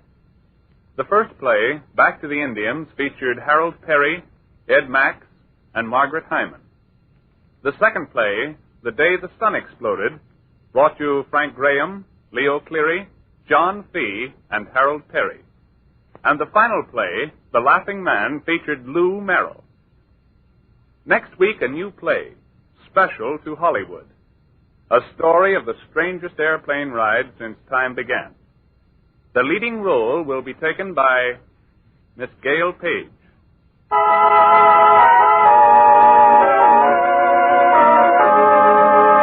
Arch Oboler's plays.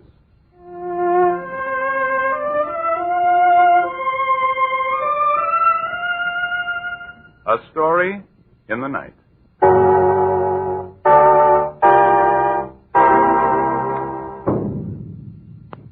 Oboler's plays are presentations of the National Broadcasting Company, Incorporated. Tonight's play came to you from Hollywood's Radio City. This is the National Broadcasting Company.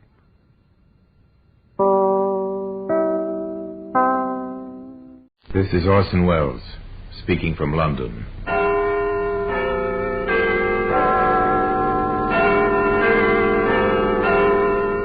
From the Black Museum, a museum of death. Yes, here in the grim stone structure on the Thames, which houses Scotland Yard, is a warehouse of homicide. A warehouse where everyday objects, a paperweight, a broken wine bottle, a shaded lamp, all are touched by murder.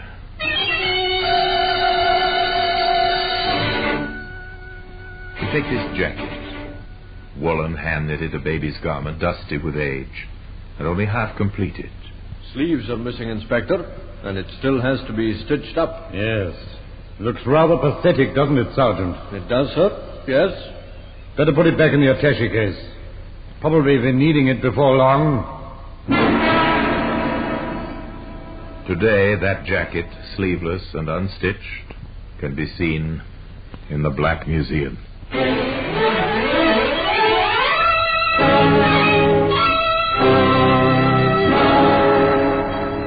From the annals of the Criminal Investigation Department of the London Police, we bring you the dramatic stories of the crimes recorded by the objects in Scotland Yard's Gallery of Death, the Black Museum.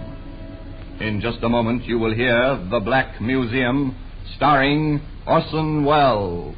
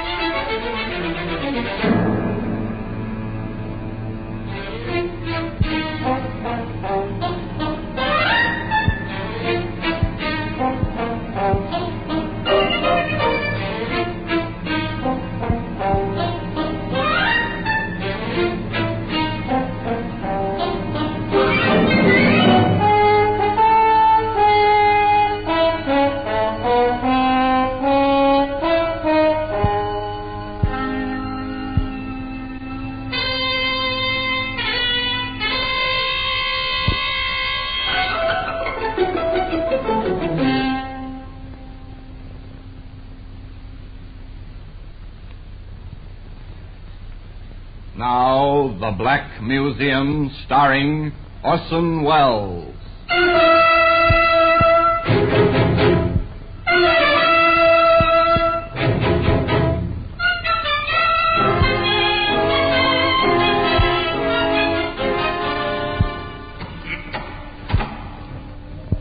So here we are, in the Black Museum, Scotland Yard's Museum of Murder. Here lies death, dressed in its Sunday best.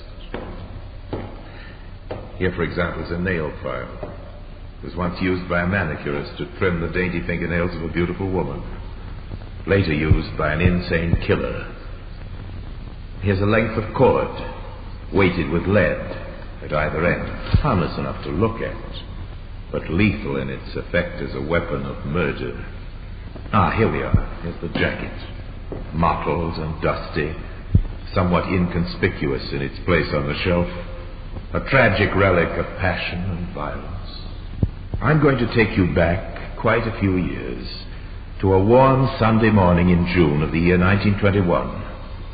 We're outside a small chapel in the London suburb of Kensal Rise. The service is not long ended, and the congregation files slowly from within out into the brilliant sunshine. A young girl emerges, waves to a few friends gathered near the entrance, and turns along the dusty yellow road in the direction of the township. She's gone but half a block when she hears an unfamiliar voice calling after her. Miss! Miss! She turns and finds herself face to face with a man she's never seen before. A stocky, broad-shouldered young man with a round face and black, penetrating eyes. I beg your pardon, miss, but I think you dropped this. Oh, my hymn book. It is yours, then? Oh, yes. I wasn't quite sure. Thank you ever so much. Oh, that's all right. I don't know what I'd have done if I'd lost it. Mother'd never forgiven me. She gave it to me for my 12th birthday. I've had it ever since. Well, in that case, it's a good thing I happen to be looking your way. It certainly is, yes. Well, I must be off. Thank you again. You're going towards the village? Yes. I live on the other side of the rise. I'm going that way myself. Perhaps you wouldn't mind my walking with you. Not at all. It's funny, I thought I knew most of the folks about these parts, but I don't ever remember seeing you before. Oh, that's not surprising. I'm a newcomer to Kensal Rise. I've only been here a few days. Oh, that explains it. Yes, I've been transferred to the bank here. Oh. Do you expect to be staying long? No longer than I can help. I'm trying to save enough money to buy a chicken farm. A chicken farm? Well, it probably strikes you as being a queer ambition for a fellow to have, but I've always wanted one, ever since I was a youngster. I've even got a small piece of land picked out. Half an acre at Crowborough in Sussex. Crowborough? I've a friend who lives there. On the land? Yes, it's a wonderful spot. I stayed there for a week once. I loved every minute of it. Oh, then you probably know more about the place than I do. I've only just passed through it. That's when I saw the land for sale. How long ago was that? Oh, about 6 or 7 months. What if it's been sold in the meantime? No, that's hardly likely. You see, I spoke to the agent. He told me it had already been up for sale 2 years and looked like staying that way for the next 10. Oh, I see. I only hope he knew what he was talking about. The two walked on in silence for several moments. Then suddenly the young man laughed. I've been walking along telling you my inmost secrets, and I haven't even introduced myself. I was just about to say the same thing. Well, the name's Moon. Trevor Moon. And mine's Evelyn Rose. But everyone calls me Evie. And that's how it all began. A romance destined to flower with all the beauty of young love, only to wither and die a tragic death. But let us not anticipate. Let us follow the course of that romance, or rather, let us pick out the more pertinent of its developments. After their first meeting, Trevor Moon and Evie Rose spent most of their time in each other's company. For 12 months, they were rarely seen apart. And then, one evening, while strolling in the moonlight, Moon asked Evie to marry him. I haven't much to offer you, darling, and, well, apart from what I've put aside from the farm, I've no money, but if there is such a thing as love, I've really fallen victim to it. Oh, Trevor. Darling. You're sure it's what you want? My dearest Evie, if it wasn't, I wouldn't have asked you. No. I don't suppose you would. It's just that... Just that what? Well, I wasn't expecting it. You took me unawares. Well, to be quite truthful, darling, I took myself unawares, too. Well, you haven't given me your answer yet. Now, to be or not to be, that is the question. Oh, silly. Of course I'll marry you. Just as soon as you want me to. But Moon was in no hurry. On the contrary, he was the type who could not be hustled. And a further 12 months passed, during which time he remained as devoted as ever, but appeared singularly reluctant to take the proverbial plunge. Evie, on the other hand, became more impatient as the days went by, and when informed by her suitor that he had at last saved enough money to leave the bank and purchase his precious chicken farm in Sussex, her emotions gave vent to words. Oh, Trevor, but I'm so tired of all this waiting. How much longer must we go on like this? Just a few months, darling, till I get the farm straightened out and ready for business. But why can't we be married right away? Then I could help you straighten things out. You can help me most, darling, by being just a little more patient. The moment I get things in order down at Crowborough, I'll send for you. That's a promise. So Evie had to consent to go on waiting. 2 weeks later, matters having been settled, Moon bid his sweetheart a fond farewell and left for Sussex. A month passed, and no word from him. Evie had done her best to be patient, as he had asked, but this was too much. Packing a bag, she took a train for Crowborough, and upon reaching her destination, checked in at the local inn, where she made inquiries as to the location of the Moon property. Within the hour, she was knocking at the door of a small shack on the outskirts of the village. Evie! Trevor, darling, please don't be angry with me, but I had to see you. How did you get here? By train. I had to come, darling. If I'd waited another day, I'd have I'd have gone out of my mind.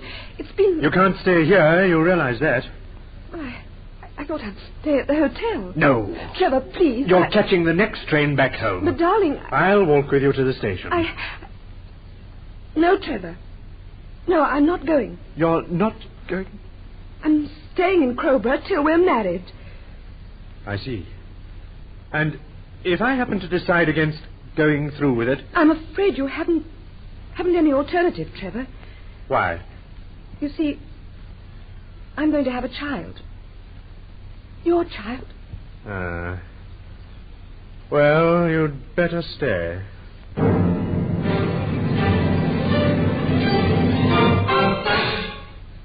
The scene changes. It is 3 months later. We're in the office of the Crowborough police station. Constables Harris and Vernon are playing checkers. Oh, didn't see that one coming. Been playing for that all along. Puts me in a bit of a spot. Hey, does that all right, right enough. I'll get it. No fancy moves while my back's turned, neither. As if I were. Well, it wouldn't be the first time. Crowborough Police Station. Constable Harris speaking. What's that? Yes. Yes. Hold it a tick while I get my notebook and take down a few particulars. Now, what name was it again? Rose. Mrs. Lena Rose. Yes. And the missing girl? Daughter. Evelyn, known as Evie. Address? 14 Marsden Parade, Kensal Rise. Yes. And how long has your daughter been gone, Mrs. Rose? Since Saturday morning, I see. Yes. Well, let you do with the present, Mrs. Rose.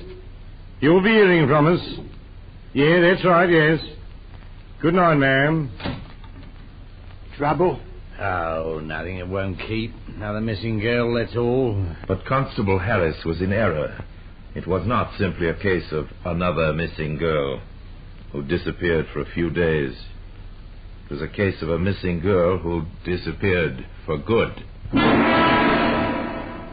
Today, evidence of that fact can be seen here in the Black Museum. In just a moment, we will continue with The Black Museum, starring Orson Welles.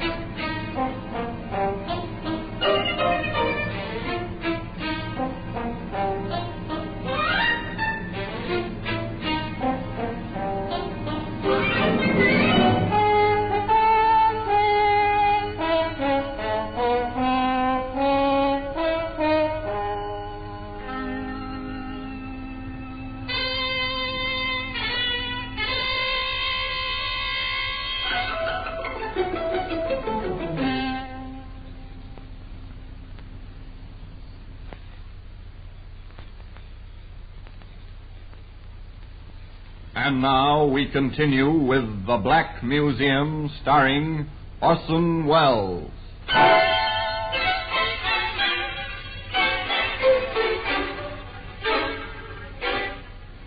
Just another missing girl. Yes, that's how the reported disappearance of Evie Rose was first described. Nothing particularly unusual about such a report. Almost every day of the week, someone or other vanishes without any apparent reason or cause, to show up again in due course with a perfectly simple explanation for their supposedly mysterious absence. But of course, there's always the exception, which is why the police waste as little time as possible in checking up on such matters. So it was that the following day, Mrs. Lena Rose received a visit from Sergeant Cross of the Crowborough Police Station. Now then, Mrs. Rose, let's get the facts straight, shall we? According to this report, your daughter left home early on Saturday morning. That's right, Sergeant, 2 days ago. She told me she was going down to Crowborough for the day. Crowborough? Yes, to visit her fiancé. He has a chicken farm there. Not a very big one, I understand. He only bought it a few months ago, but he's doing very well. You've been in touch with him, I take it? Oh, yes. He said he was expecting Evie for lunch on Saturday, but she didn't arrive. Was she in the habit of visiting him often? No. Several weeks ago, she went down to see how he was getting along, and that was the only time. She returned the same day? Just in time for tea. I come to think of it, it's just about that time that she changed so. Changed? Yes. She used to be such a happy sort of girl, you know, always laughing and joking, and then suddenly she became moody, sullen, as though something was worrying her, something she couldn't speak of, even to me. You've no idea what it could have been, I suppose? Well, perhaps I shouldn't tell you this, but I had a feeling it was something to do with Trevor. Trevor? Trevor Moon, her fiancé. Oh. What kind of something, Mrs. Rose? Well, that's what had me puzzled. I just can't imagine. Trevor was such a nice boy and so fond of Evie. I'm quite sure he wouldn't have done or said anything to hurt her. Well, not intentionally, that is. How long have they been keeping company? Oh, about 2.5 years. As long as that, eh? And when were they to be married? Well, I'm not sure, Sergeant. As far as I know, they haven't actually set a date. I see.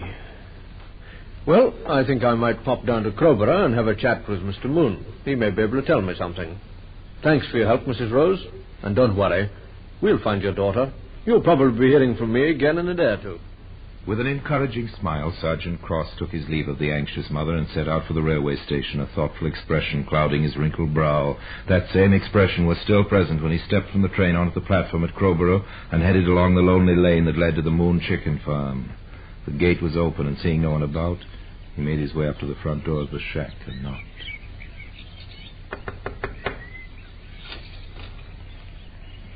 Yes? Mr. Moon? That's right. I'm Sergeant Cross. I wonder if you could spare a few moments of your time. By all means, Sergeant. Come right in. The place is in a bit of a mess, I'm afraid. That's all right. Well, sit down, won't you? Thanks. I suppose you know why I'm here. Well, I've a fair idea. It's about Evie Rose, isn't it? Yes. Still no sign of her? I'm afraid not. Ah. There are just a few questions I'd like to ask you, Mr. Moon. Routine, you understand, nothing more. Of course. I've just come from Kensal Rise. I've been talking to Mrs. Rose, who gave me fuller details. I suppose she's almost out of her mind with worry. Well, under the circumstances, I think she's taken it very well. I understand that you and the missing girl are engaged to be married. That's so.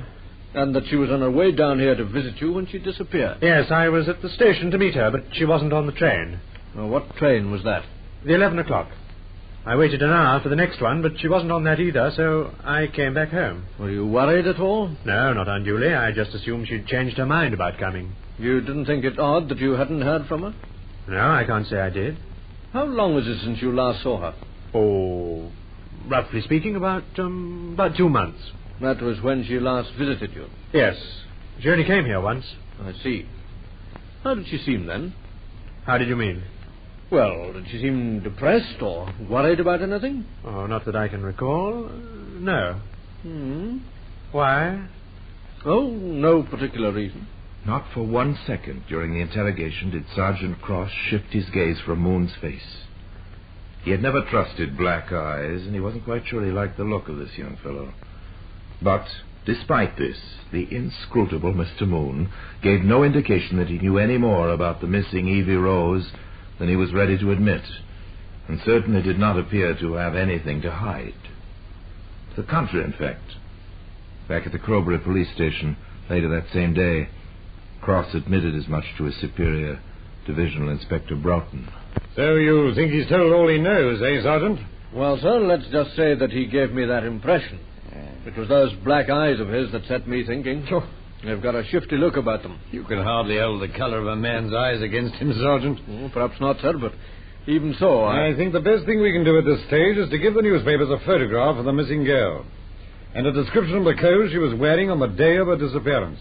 Just as you say, sir. I'll attend to it right away. Thus it was that a photograph of Evie Rose, together with a description, found its way onto the front page of 3 London newspapers. Well, sir, that should do the trick. Yes, let's hope so, Sergeant.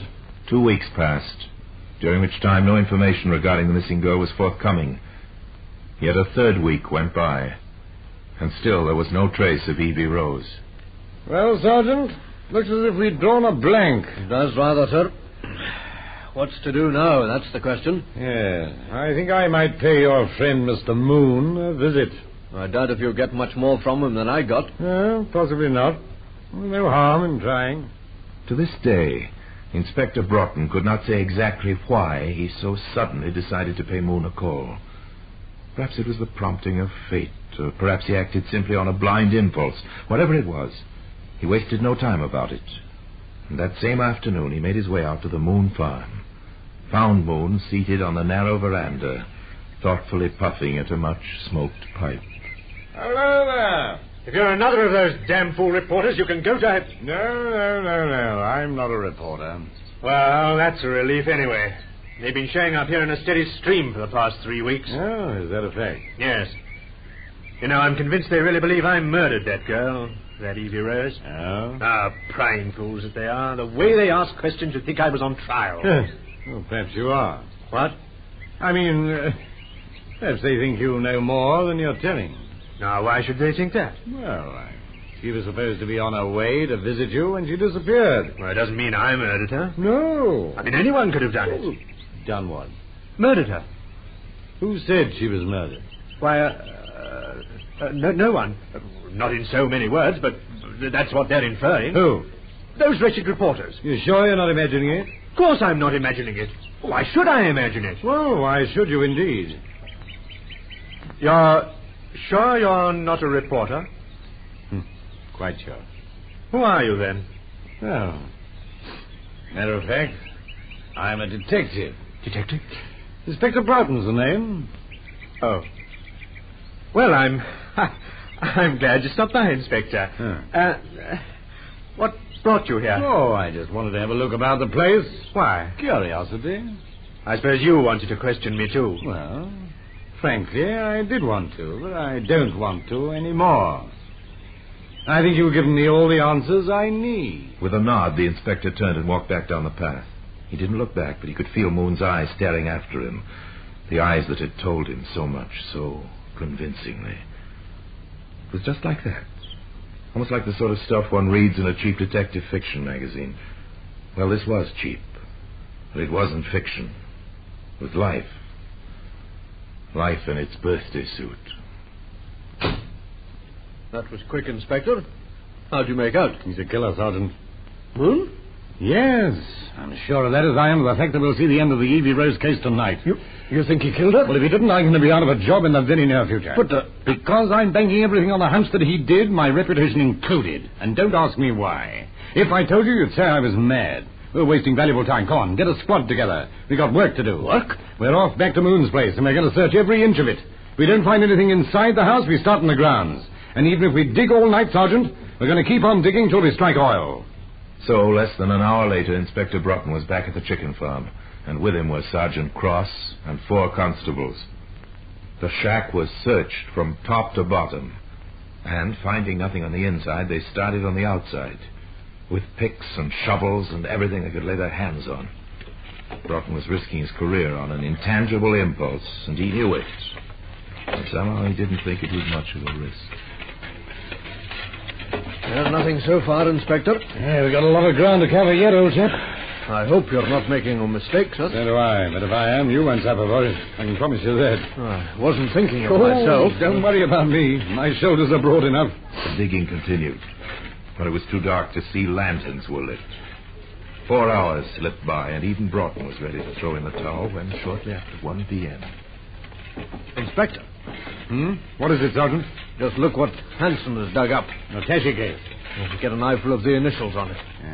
E.R. Seems as if your hunch might have been right after all. Yeah, come on, open it up. Maybe something in it. Right. Well, doesn't feel like it. Hello? What's this? Looks like a jacket of some sort. A baby's jacket. That's what it is, all right. Only half completed. See? Sleeves are missing, and it still has to be stitched up. Yes. Looks rather pathetic, doesn't it, Sergeant? It does, sir, yes. Yes. Better put it back in the attaché case. Probably been needing it before long. With the discovery of the attaché case, the search was renewed with an added vigor, and stray articles of clothing were brought to light, one by one. Clothes identical to those worn by the missing girl on the day of her disappearance. A green scarf, a yellow jumper, a brown skirt, leather shoes, and a brown beret. Doesn't leave much to the imagination, Inspector. No, not much. But we still have to find a body. Yes, they still had to find a body. But they felt it couldn't be far away. And they were right. Except that it wasn't a body, but rather a scattering of bits and pieces that once had been a body.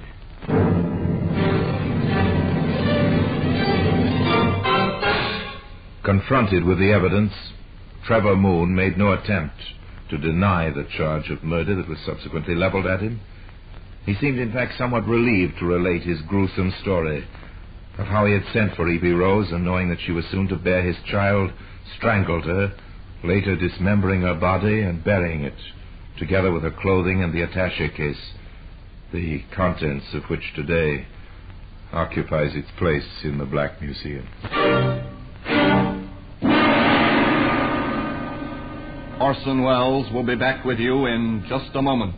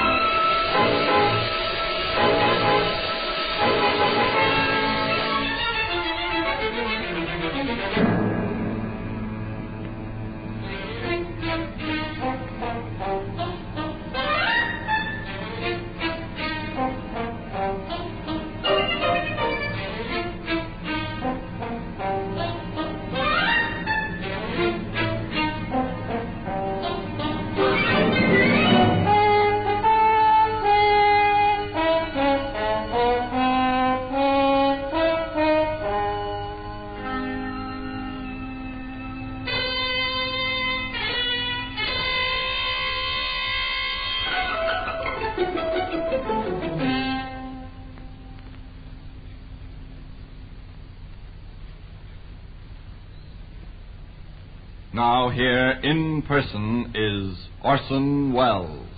Moon's defense, if it could be called a defense, was a great letdown to the hundreds who kicked and shoved their way into the Old Bailey to witness his trial. For Mr. Moon pleaded guilty. There wasn't much more to it than that. Oh, yes, he had an excuse. Plenty of excuses. There are no excuses for murder. The jury's verdict was never in doubt. Trevor Moon was found guilty of murder in the first degree, and 2 months later to the day, he was hanged. So there you have it. And now until we meet next time in the same place, and I tell you another story about the Black Museum, I remain as always obediently yours.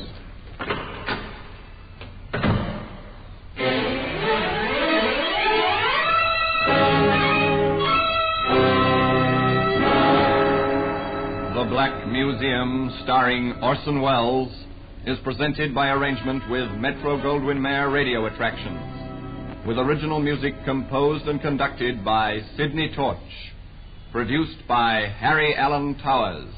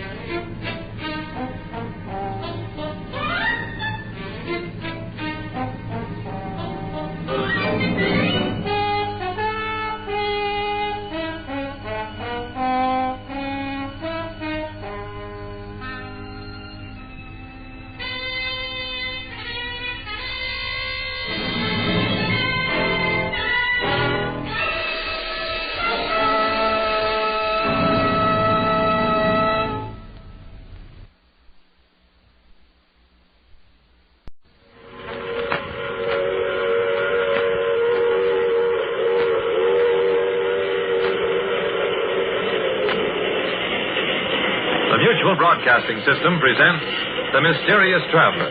Written, produced, and directed by Robert A. Arthur and David Kogan. And starring tonight, two of radio's foremost actors, Ralph Bell and Robert Dryden, in The Last Survivor.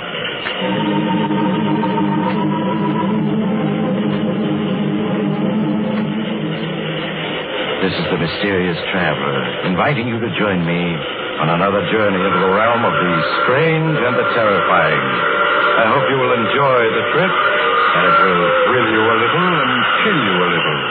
So settle back, get a good grip on your nerves, and be comfortable, if you can, as we journey into the unknown in the story I call The Last Survivor.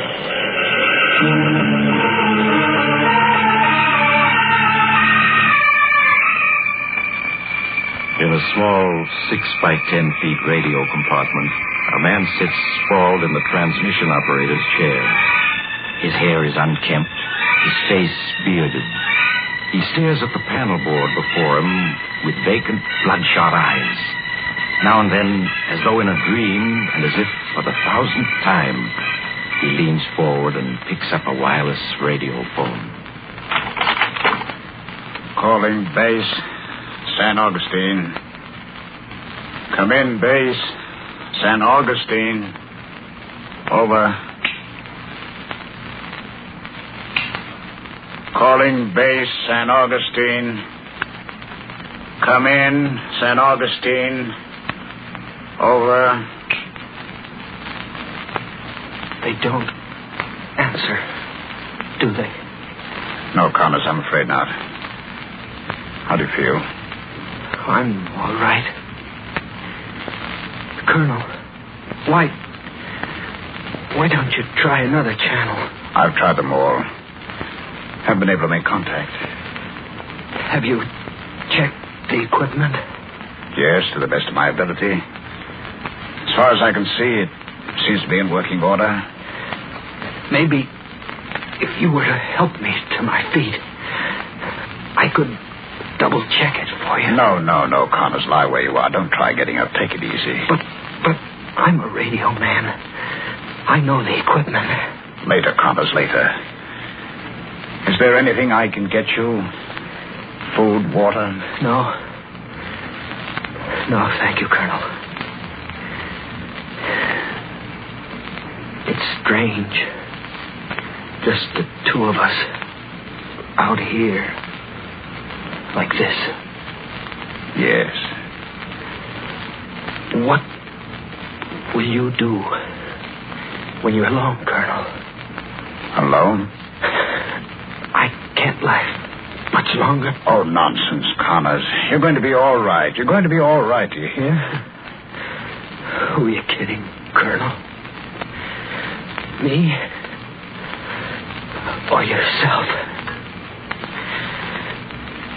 It's a strange way to end up, isn't it? A strange way to end up? Yes. I remember that day so long ago. So very long ago. I feel as if I were looking back on another age. And perhaps I am. What year was it? 1947? Yes. It was a year like so many the world has known. It was a year of war and peace, of fear and hope, of feast and famine.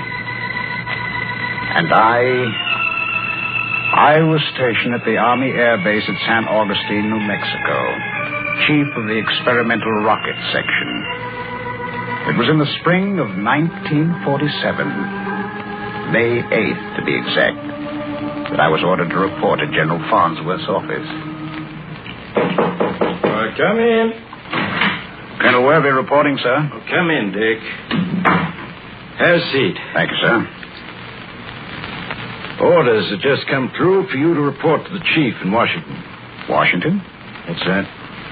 Have you any idea what it's about, sir? Yes, I was speaking to the chief just a few minutes ago. Seems they're interested in those spaceship plans you submitted to them. My interplanet rocket ship plans? Yes. The chief and his technical staff seem to think you did an excellent job. It started a certain amount of activity. But, sir, I clearly stated in my accompanying report that a flight into space is impossible at this time. The fuel just doesn't exist that can power an interplanet spaceship. It seems that you're wrong, Dick. Wrong? Yes. According to Professor Murray, atomic power could make your interplanet ship practical. And if anyone should know, it would be Professor Murray. He helped develop the atomic bomb. You mean he's interested? So I understand. The chief's going to ask for an appropriation of $20 million for the development and construction of an atomic-powered spaceship. You and Professor Murray are to work on the project jointly. How soon can you leave? I'll be ready in an hour, sir. There'll be a plane at your disposal. Black. Thank you, sir.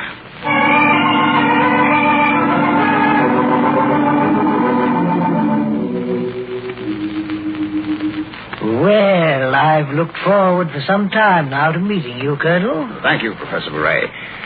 Why did you become interested in my plan, sir? As you know, I am one of the scientists who helped develop the atomic bomb.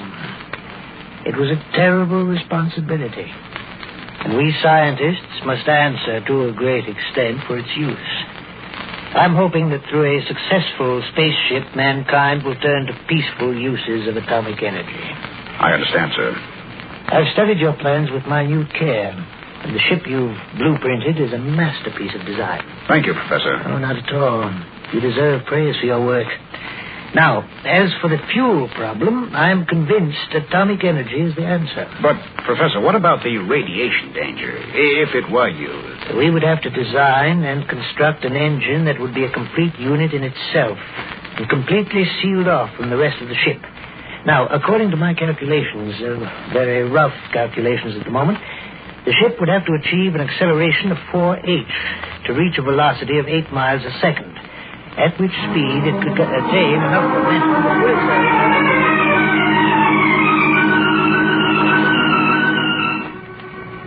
A little over 2 years later, the completed XIP-1 was wheeled from its hangar at San Augustine, New Mexico. Its towering cylindrical body rose 240 feet into the air, and its silver nose, pointing skyward, gleamed under the strong sun.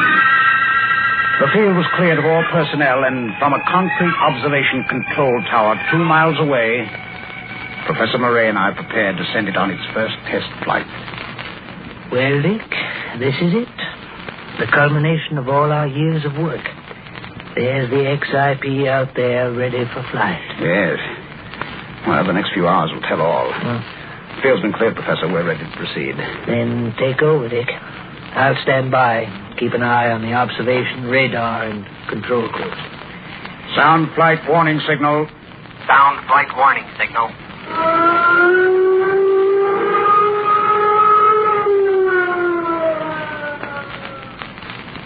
Switch on control panel.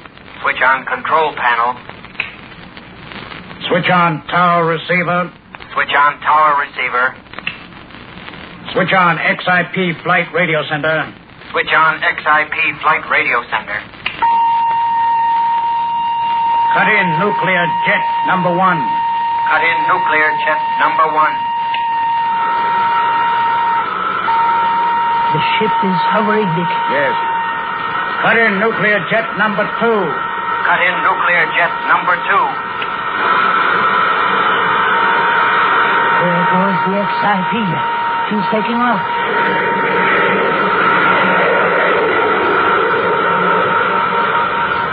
Instrument reading. Rate of flight, 500 miles per hour. Altitude, 1,000 feet. Rate of flight, 2,000 miles per hour. Altitude, 90,000 feet. Rate of altitude, 4,000 miles per hour. Altitude, 200,000. Hour after hour, we traced the flight of the XIP through space.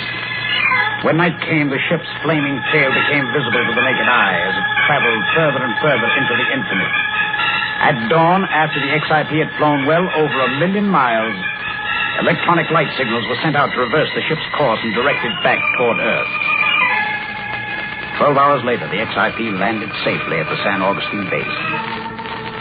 It was that moment that was the beginning of a new age. The age of interplanet travel. A year passed, and the XIP made test flight after test flight, flying greater and greater distances on automatic radio instrument control. And finally, the day came when we were ready to consider the first human flight into space. Well, Dick, after weeks of discussion with our leading scientists, our objective has been selected. What's it to be, Professor? The planet Mars. Oh, why Mars? Oh, for a number of very excellent reasons. Mars is the closest planet to us. Furthermore, it's the planet that we know the most about, little as that may be. Mars, that would be a flight of approximately 50 million miles one way. Yes. How soon do you think the XIP can be prepared for such a flight? Oh, I should estimate 30 days. 30 days. All right, Dick. We'll set September 15th as flight day.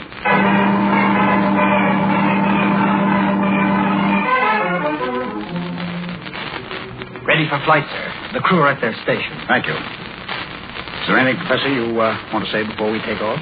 No, Dick. Everyone's been thoroughly briefed. Well, then the moment's arrived. Stand by for flight orders. Stand by for flight orders. Sound warning signal. Sound warning signal.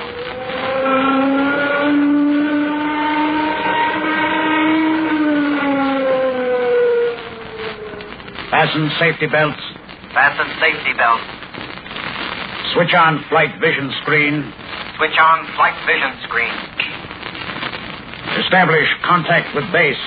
Establish contact with base. Cut in nuclear jet number 1. Cut in nuclear jet number 1.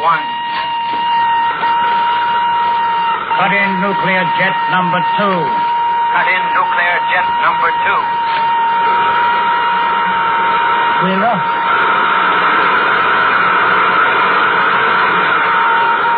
Instrument reading. Flight distance covered, 5,000 feet. Time, 5 seconds. Flight velocity, 600 miles per hour. Flight distance covered, 80,000 feet. Time, 9 seconds. Flight velocity, 2,000 miles per hour.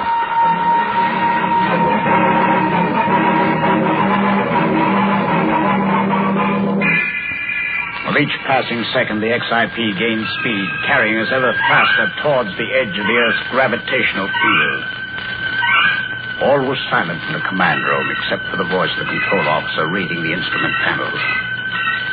As the 8-minute flight mark approached, we reached the zenith of our speed, the professor blacked out, held from falling only by his safety belt. One by one, the technicians and crew members lost consciousness. And then I, too, found my vision failing, and all became black. When I regained consciousness, I found other members of the crew already recovered and at their stations. The professor was slowly coming to as I got to my feet. Instrument reading. Flight distance covered, 15,000 miles. Time, 27 minutes, 30 seconds. Flight velocity, 26,000 miles per hour. How do you feel, Professor? Oh, my heart's acting up a bit, but I can't expect too much from it at my age.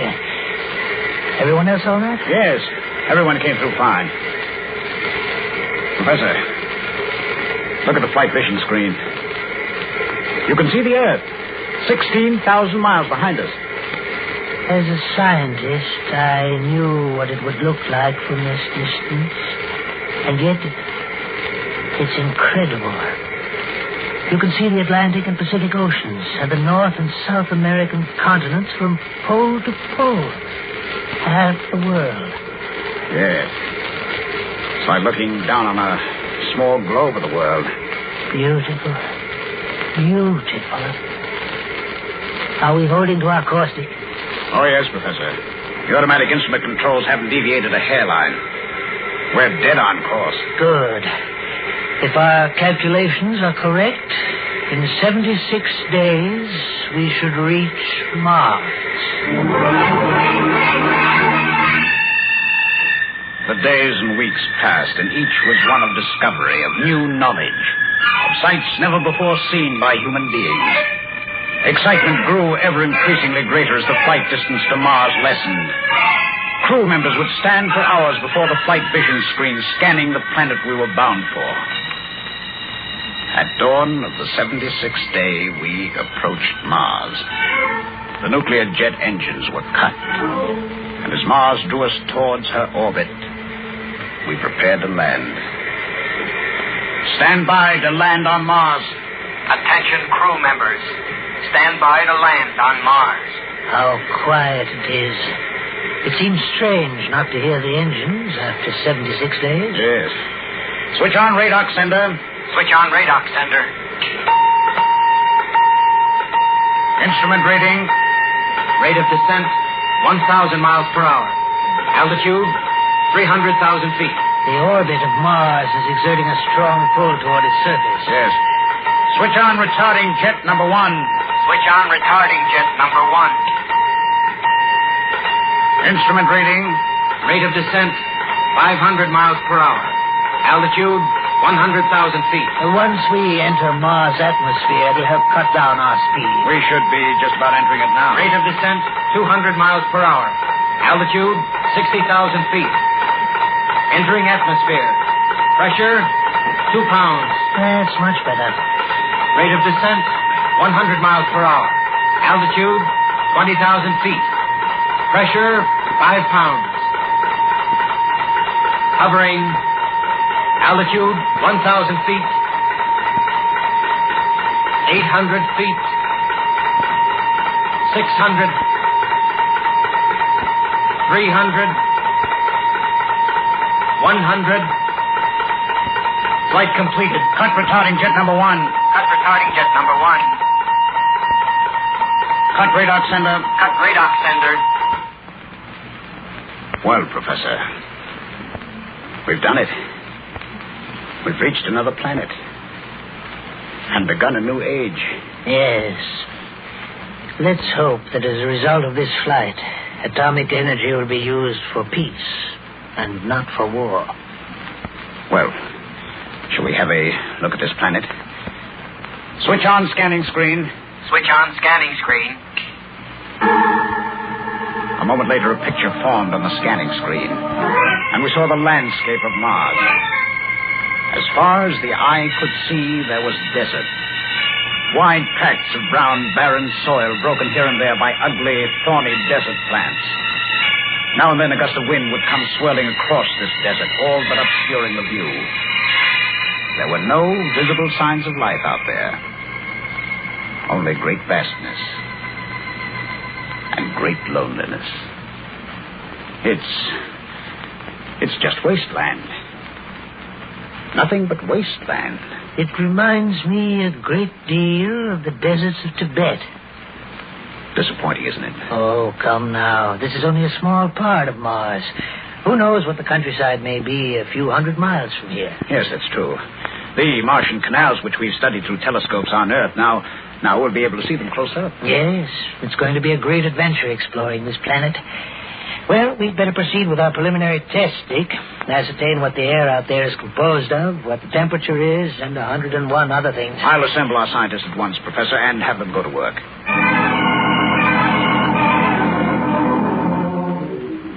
We seem to have accumulated over 1,000 pages of scientific notes almost overnight, Professor. Yes, we've accomplished quite a bit. The air out there is composed of 15% oxygen, 83.7% nitrogen, and traces of other gases. Is that sufficient oxygen for us to live out there? Yes, but you'll find yourself constantly gasping for breath.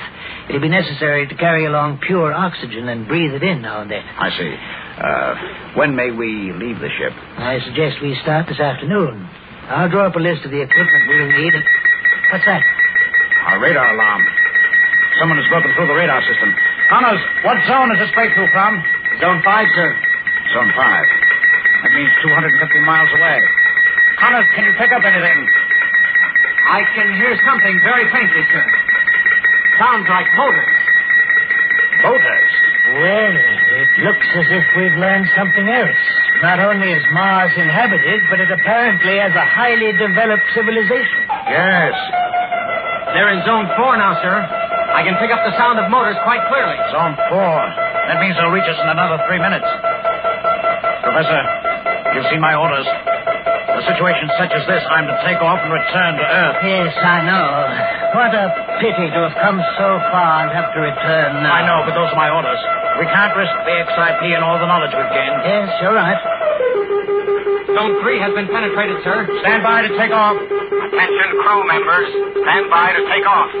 Cut off radar system. Cut off radar system. Cut in nuclear jet number 1. Cut in nuclear jet number 1.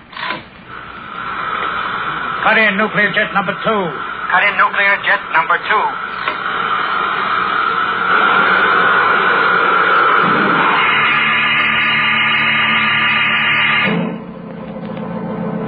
Week after week passed uneventfully as we traveled homeward. Already we were discussing the second flight we would make to Mars and the other spaceships that would be built to follow the path of the XIP.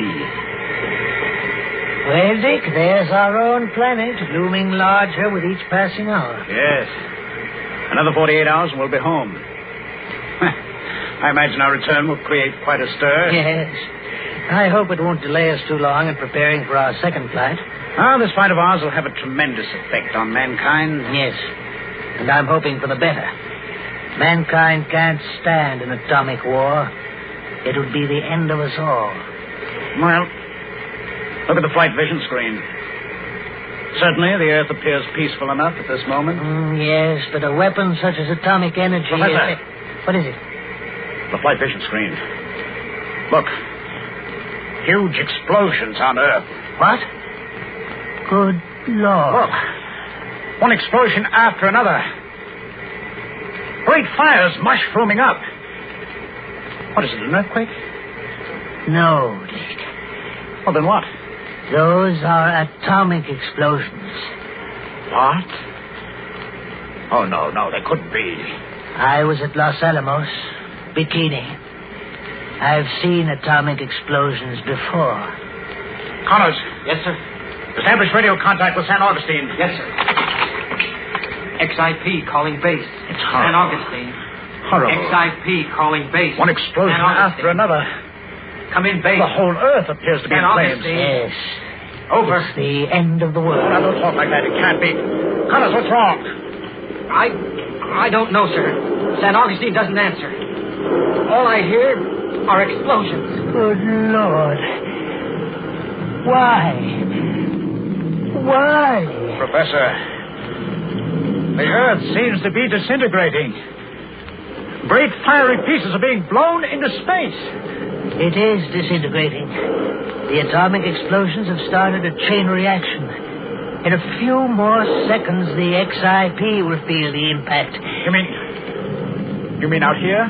Yes, even out here. Sound the alarm. All crew members to stations. It's too late, Dick.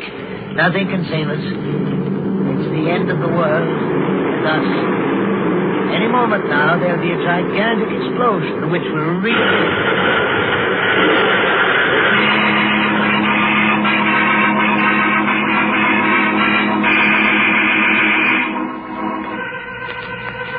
When I regained consciousness, 12 hours later, I was lying in the radio compartment beside Connors, the radio man. My left arm and a number of my ribs were broken, and I had a slight concussion of the brain. I pulled myself to my feet and staggered into the command room. The nuclear engines were silent. The ship a shambles. The professor and 7 other men in the command room had been killed almost instantaneously. I slowly made my way through one compartment after another. Out of a crew of 42, only Connors and myself were alive. I returned to the radio compartment. Hours later, Connors recovered consciousness. Following his instructions, I repaired the scanning screen and turned on a small auxiliary engine which was still in working order. A moment later, a picture formed on the scanning screen. Is that... Is that Colonel? Yes, Connors. What's left of it? There are still huge fires burning. Yes. The whole face of the earth seems changed. I can't recognize any part of it. Nor can I. Colonel, what do you think happened? I don't know. You and I will never know. Do you suppose anyone could have lived through it? No, Connors, no. No one could have lived through it. I didn't think so.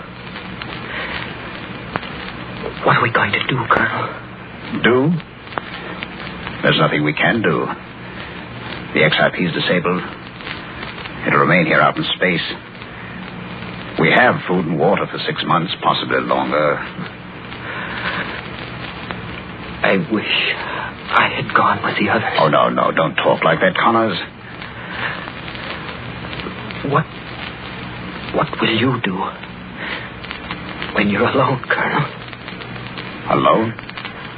I can't last much longer. Nonsense, Connors. You're going to be all right. Who are you kidding, Colonel? Me? Or yourself? It's a strange way to end up, isn't it? Connors.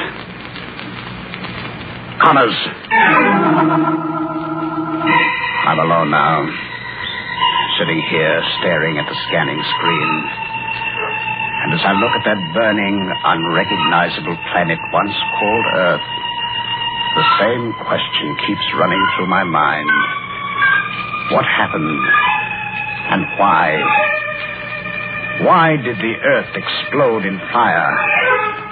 Was there anything that I, Richard Werby, might have done to prevent that all-consuming Holocaust?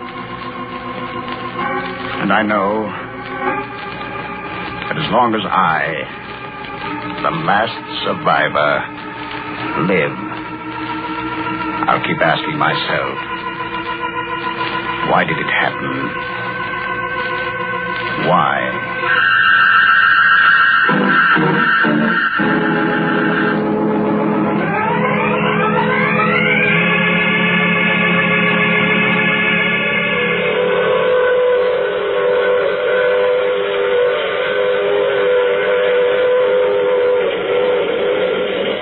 This is the mysterious traveler again. Did you enjoy our trip? What's that, madam? It's a fearful picture? I agree. Well, fortunately, it doesn't have to happen, and won't happen if we don't want it to. And if... Oh, you have to get off here. I'm sorry. But I'm sure we'll meet again. I take this same train every week at this same time. Listen for The Mysterious Traveler at its new time next Tuesday night at 7. Listen for Secret Missions next week at this time. And now stay tuned for the latest news. This is the Mutual Don Lee Broadcasting System.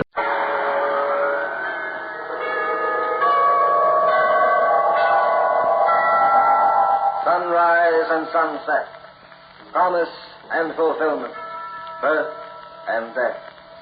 The whole drama of life is written in the sands of time. We present a new series of radio programs, The Clock.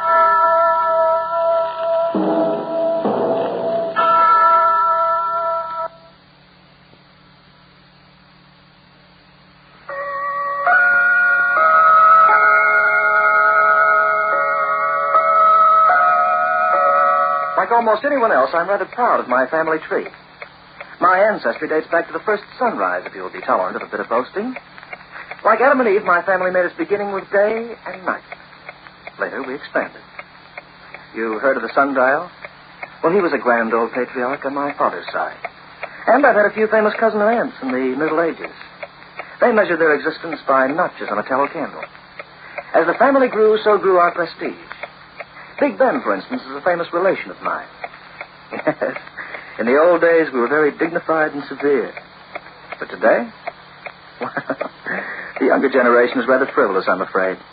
My great-great-grandfather was a solid old gentleman who was very close to the King of France. You ought to see his great-great-grandniece. Of all things, she's decided to become a wristwatch. The old gentleman would burst a mainspring if he knew. Yes, we're all a bit proud of our ancestry, just as the Bradfords are. Important people, the Bradfords, born to the purple, so to speak. They had a townhouse in the city, a villa in the south of France, and a hunting lodge. But the hunting lodge is by far their favorite rendezvous. Another sherry, Ken? No, thanks, Diana. I'll have another brandy. Don't you think you've had enough? Don't be silly. You ought to give my sister a little talking to, Kent. She's getting to be a reformer. I'm no reformer, Bud. It nearly bores me to see you drinking yourself to death. Not a chance. I intend to remain alive for a long, long time. I'll leave him alone, Diana. He's all right. Well, the dog's in fine shape for the morning's hunt. We'll show you a bit of quail hunting, Kent, that you've never seen before. Sounds good, Charles. How can you be interested in quail after bagging a tiger in India and wild buffalo on the African veldt? Oh, don't let my wife discourage you, Kent. I promise you plenty of excitement in the morning. Are you coming with us, Diana? No, I'm staying here. Diana feels that a quail is no match for her shooting eye. And I'm inclined to agree. By George, that woman's the best shot in the country. And quite a hunter, too. I understand my sister can stalk and kill an animal even better than a lion can. Of course, she does have to use a gun to do it. Now, look here, Bud. Oh, leave him alone, Charles. He doesn't annoy me. Bud's just a bit squeamish about hunting. He feels it's a little like murder. Well, isn't it? You brag about bagging tigers in India, but how do you do it? From the back of an elephant or a platform on top of a tree. Your sister's gone after tigers on foot, Bud. I've done the same thing, Bud, and it is a dangerous business. Funny thing, Kent, but you're the only one I can't make out. Diana's had a nose for hunting ever since I can remember. She started as a kid, with trap for rats, and ended up on rhino. Much to Bud's unhappiness. Her psychology, and Charles, I can understand. They have a yen to kill, and they've found a way to do it legally. But... Oh, let him talk. He's very interesting. But you, Kent, you're different, am I? You're not a savage, a marauder. You're a civilized man. Why do you indulge in such an uncivilized practice? Well, perhaps it flatters my ego, Bud. Perhaps I'm a little more barbarous than you think I am. Bud can never understand the thrill of hunting because he's never done it. He doesn't know what it means to match your wits with a wild animal. To stalk and find it out with something that's 1,000 times your superior in strength and cunning. I wonder how you would feel, Diana, if instead of being the hunter, you became the hunted. Yes. Yes, I've often wondered what would happen if the roles were reversed, and we were trying to avoid being killed by the animals. That happens very often in India. Among the natives, tigers have been known to carry off human beings. But those people aren't hunters, as you and I are. Well, in any case, young man, you have no right to condemn anything without having experienced it yourself. Why don't you go out with Charles and Kent in the morning, Bud? I refuse to kill for no reason at all. You needn't hunt. You can watch. It might give you an even better argument against what you insist on calling murder. All right, I will. I'll go along with you two homicidal nimrods. I only hope I have the stomach to speak to either of you after it's over. Oh, my handsome brother isn't quite as chicken-hearted as I thought he was. Where are you going, Bud? Up to bed. And I'm taking the brandy bottle with me. The young man's a little too big for his britches. The result is too much money, I'm afraid. Well, I'm turning in myself. Are you coming, dear? No, I'll have a cigarette first, Charles. You go ahead. We'll be ready to leave at 5 a.m., Kent. I'll be up. I'll see you in the morning, then. Good night. Good night, Charles. Has it been a pleasant weekend, Kent? Yes, very pleasant, Diana. I'm glad I was invited. There won't be many more invitations like this. Have I abused my privilege as a guest? No. We've abused ours as hosts. How do you mean? We're selling the estate. Really? Together with a house in France and the townhouse. Why, Diana? What for? My husband is going into bankruptcy. No. Well, don't look so shocked. He isn't the first. But I just don't understand. I thought Charles was a very wealthy man. He was, yes. But money has a habit of disappearing when you spend it like water. And you're never around to manage your business affairs. I see. And what about your brother, Bud?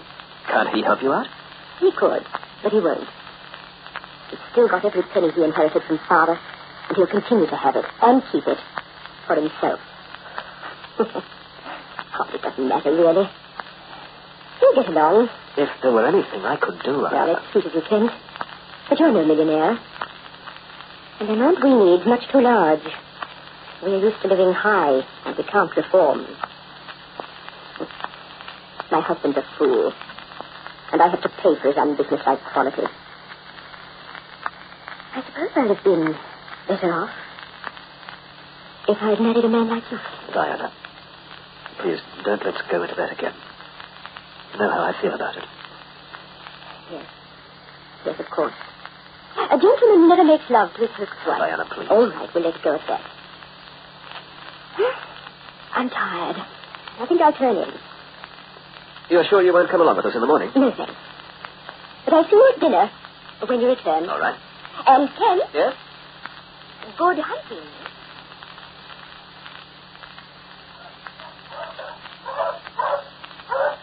Why, good morning, Ken. Wonderful, John. A perfect morning for killing. Now, look here, lad. If you're coming along with us, let's have none of that. I'd try to be tolerant until the hunter's over. Do my best. The two very excellent pointers you have there, James. King over here is the better one. Huh? The Prince is just a bit overanxious at times. He's inclined to false point, I reckon. I think Queenie's caught a ground scent. What happens when those dogs locate the unlucky creatures, do? We butcher them in their nests. We flush them before we shoot, but we don't fire unless they're on the wing. That's very decent of them. The dogs are entering the woods.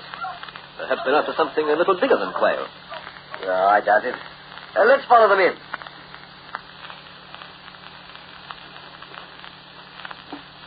Now, really the most ridiculous... Will you be quiet, please, Charles? There's the Prince. Throws his own pocket. Steady there. He's your bird, Kent. Nice shot. Wonderful. Oh, go on, Prince. Retrieve him. That's on. The confounded animal standing stock still. By the way, where's the other dog? Where's King? King? King boy! Funny, just a minute, Charles. Let's have a look behind those trees. Wait. It's King. He's been hurt. He's dead. Do you think one of our shots might No. Look at this wound in his throat. Oh. That's the way it appears to me. Poor animal. Poor animal. What about me? This dog was expensive.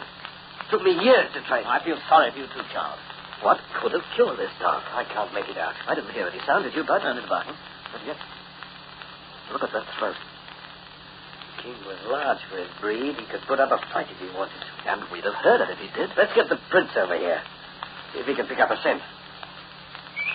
Prince! Prince! Where in blazes is he? He was there just a moment ago. Prince! He must be behind that clearing, Charles. Sounds like he's in trouble. Come on. Kent. It's the Prince. But look at his throat. It'll be mangled in exactly the same way. I can't believe it. How could two dogs be killed right under our noses? Why didn't they bark? Why didn't they struggle? Let's have a look at the ground. I can't understand. Charles, what is it? come over here. Look at this. What's that? Footprints, yes, in this wet patch of ground. Look at the size of them. They're over a foot long. What kind of an animal could have made those prints? I don't know, but I thought I'd seen the tracks of every animal under the sun, but I've never seen anything like this before.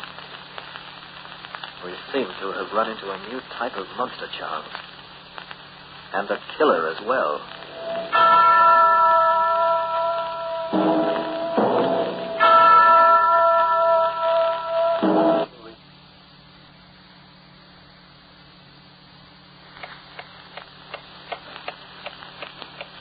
Since the beginning of time, knowledge has been man's best reassurance against fear. It has always been the unknown, the incomprehensible, that he has been afraid of. The first mammoth tracks for the prehistoric man, the first gorilla prints for the African savage, and now for 3 lone hunters, these mysterious and fearsome impressions in the mud. Have you found any more prints, Kent? No. Just these 3. 3? Yes, like a triangle. So you think this creature may be 3-legged? I don't know. Well, what'll we do? I haven't decided yet. We only carry small-bore guns. If this monster's as big as you think it is, Well, the hunter seems to be a little worried. His gun isn't big enough. He needs nothing less than an armored tank to bag a rabbit. One more crack out of you, Bud. Brother-in-law or no brother-in-law, I'll take it easy. My 2 best dogs. Massacred like chickens. If I could get a bead on whatever did the job, You want to try? Hard game if you are. I once saw a man bring down a lion with a light Springfield rifle. It was a lucky shot and it took nerve, but he did it. Between the 2 of us... The 2 of us is right. We won't get any help from this fool over here. Well, I'll tell you what I'll do, Charles. I'll take the place of your dogs. What? I'll scout for you. I'm good at that sort of thing. You just watch the old bloodhound hit the trail. I'll yell if I see anything suspicious. Bud! Come on, let's follow him. Those footprints baffle me completely. Why only 3? And the web marks, I can't make those out either. They look something like a duck print. A duck? Providing you could find a duck that was 9 feet high. Is that how big you think the animal is? At least. I wonder... You wonder what, Charles? Why, I've heard stories. Wait a minute. Bud! Yes? You all right? The old bloodhound is still on the trail. What were you saying about stories, Charles? Well, they had to do with prehistoric monsters, swamp creatures from out of the past. Well, whatever it is, we'll catch up with it soon enough. Charles, wait. What's the matter? I want to examine this tree. You find anything unusual? Look at these holes. What are they? I'm not sure, but they could have been caused by heavy claws. There's nothing in the branches up there. Yet something must have scraped and climbed part of the way up this trunk very recently. Our quarry, Charles, may have wanted to keep an eye out. For us. I don't like this business, Kent. Neither do I. I think we ought to go back for more help. We could round up a party of 20 or so and beat the woods in a circle. Then, with bigger guns, we'd be in a better position. Yes, that's not a bad idea. Well, let's get started. Wait a minute. We've got to get Bud back here. Bud! Bud! He must have got too far ahead of us to hear. We'd better catch up with him, Charles. It would serve the idiot right if he got lost. He can't be too far away. We're only separated by a couple of 100 yards. Bud! Where are you, Bud? He's trying to trick us. I don't think so. You don't know this brother-in-law of Charles. What? Don't move. What do you see? There's something in that underbrush. Oh, blast its head. Don't fire. Wait until it moves. I don't see anything. Come a little closer. Quiet. Kent! Kent, look! It's Bud. His throat. Maybe he's dead.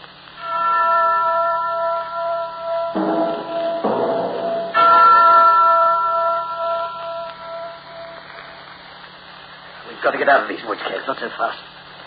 Let me take a look at the ground over here. Not a sound. He didn't make a sound before he died either, man. Charles. Well? The same print. The web feet? Yes. 3 of them. Where do they lead? They don't. They just stop there. Well, the only thing we can do is to get back to town and inform the authorities. We can do that. What do you mean, if? How far into these woods have we gone? Oh, 3 or 4 miles, and I know every inch of the way there. Perhaps our quarry does, too. What are you getting at, kid? We may as well face it, Charles. We're not the hunters anymore. We are the hunted. I don't know what you mean. We're being tracked down and slaughtered one by one, the way I've tracked and slaughtered so many animals myself. Oh, are you going crazy, kid? No, I'm not going crazy. I'm just being honest and logical. You remember what Bud said to us last night? How would we feel if the roles were reversed? If the animals hunted us? Yes. Now I know what he meant. That's exactly why I want to get back to town. We can't run away from it. If we get panicky, we haven't got a chance. Then what can we do? Face it, Charles, and use the strongest weapon we still have. Our brains. What do you mean? We could outwit this horror? Yes. And we can do it, too, if we keep our heads. I've hunted all over the world, and I know every trick that there is to know about tracking game. Surprise is the hunted animal's biggest asset, and we'll use it. All right. We are no longer the hunters, Charles. Remember that. We're the quarry now.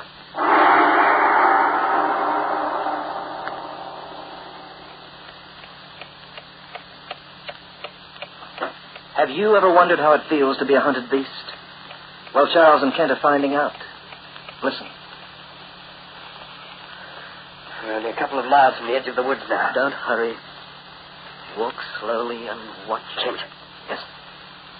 Look at that rock. It's a blood smear. fresh. I'd say it was made in the last 5 minutes. Then that monster must be nearby. Can you climb, Charles? Climb? That tree. It forks about 10 feet up. We'll be fairly safe there for a while. I think I can make it. Go ahead. I'll cover you as you go up, and then you can cover me when I follow. All right. I've got a plan in mind that may work. We'll go over the details up there.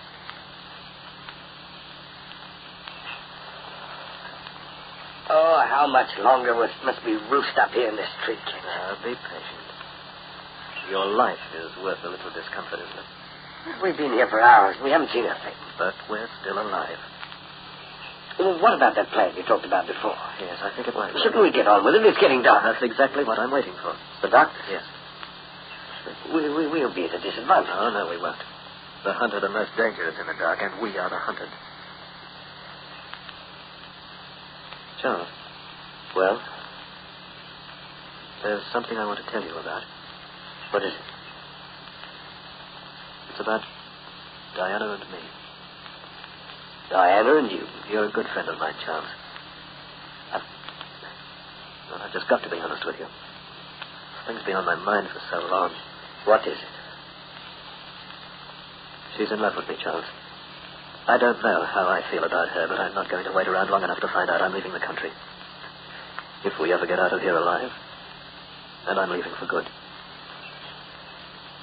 Well, you needn't make any excuses. I don't care any more about Diana than she does about me. And you weren't the first man she's gone for since we were married. What? Well, she thinks she's been very clever about it, but she doesn't fool me. Certainly surprised to see you taking it that way. Stop being surprised and get us out of here. That's the only thing that interests me now. It'll be dark in a few more minutes, and then we can go to work. We'll place the trap right below this tree. You're setting a trap? Yes. Something that I learned in South America. I hope it works. And if it doesn't? Then it won't make any difference to either of us about Diana.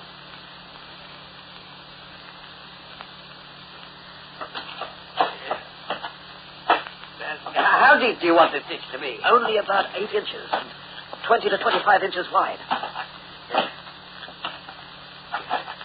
All right. Let me have your hunting knife now. What are you going to do? Plant it in the ground. Here. Thanks. Stick it in. Blade up. Over there. Oh, yes. I'm beginning to see what you're getting at. We'll try to attract our monster in this direction and keep our fingers crossed. If he trips over that ditch, as I expect him to, then he'll fall on top of this knife blade. But won't he see the ditch? No, not if we cover it carefully with twigs and leaves. I'd better start doing that right away. There's enough dry leaves in this clearing, Kent. There may be some over the other side. Oh, I'll go and get some. Wait a minute. I thought I heard something. I didn't hear anything. All right. When we've covered this ditch, we'll raise our voices to attract its attention. What about the rifles? We'll each take a stand on either side of the tree, and when we spring the trap, we'll both fire as well. That ought to do the trick. I wonder what it looks like. Hunter? Yes. I'd rather think about it. I'll get the rest of those leaves. Don't go too far. No, I'm all right. I can see up to 20 yards ahead of me. Now the moon's coming out. Find some, Charles? Yes. Over here. All right, come back. No, wait a minute. There's something... Charles! No.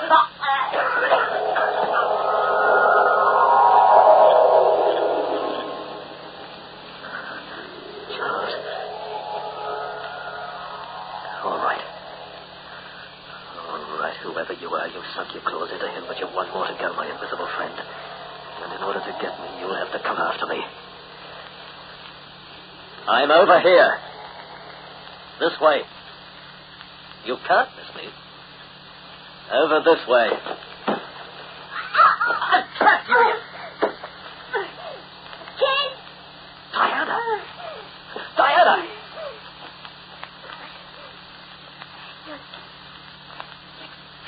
Oh, no. The monster wasn't you. I was rather baby about it. Don't you? So that's why the dogs didn't make a sound. They recognized you. I didn't want to kill you, Kent. Just the others. And the dogs had to go before I could get to them. But why, Diana? Why did you do it? I killed God for his money. And I killed Charles for you. I used these hooks Strapped to my fingers. You must have been insane. Insane? The footprints.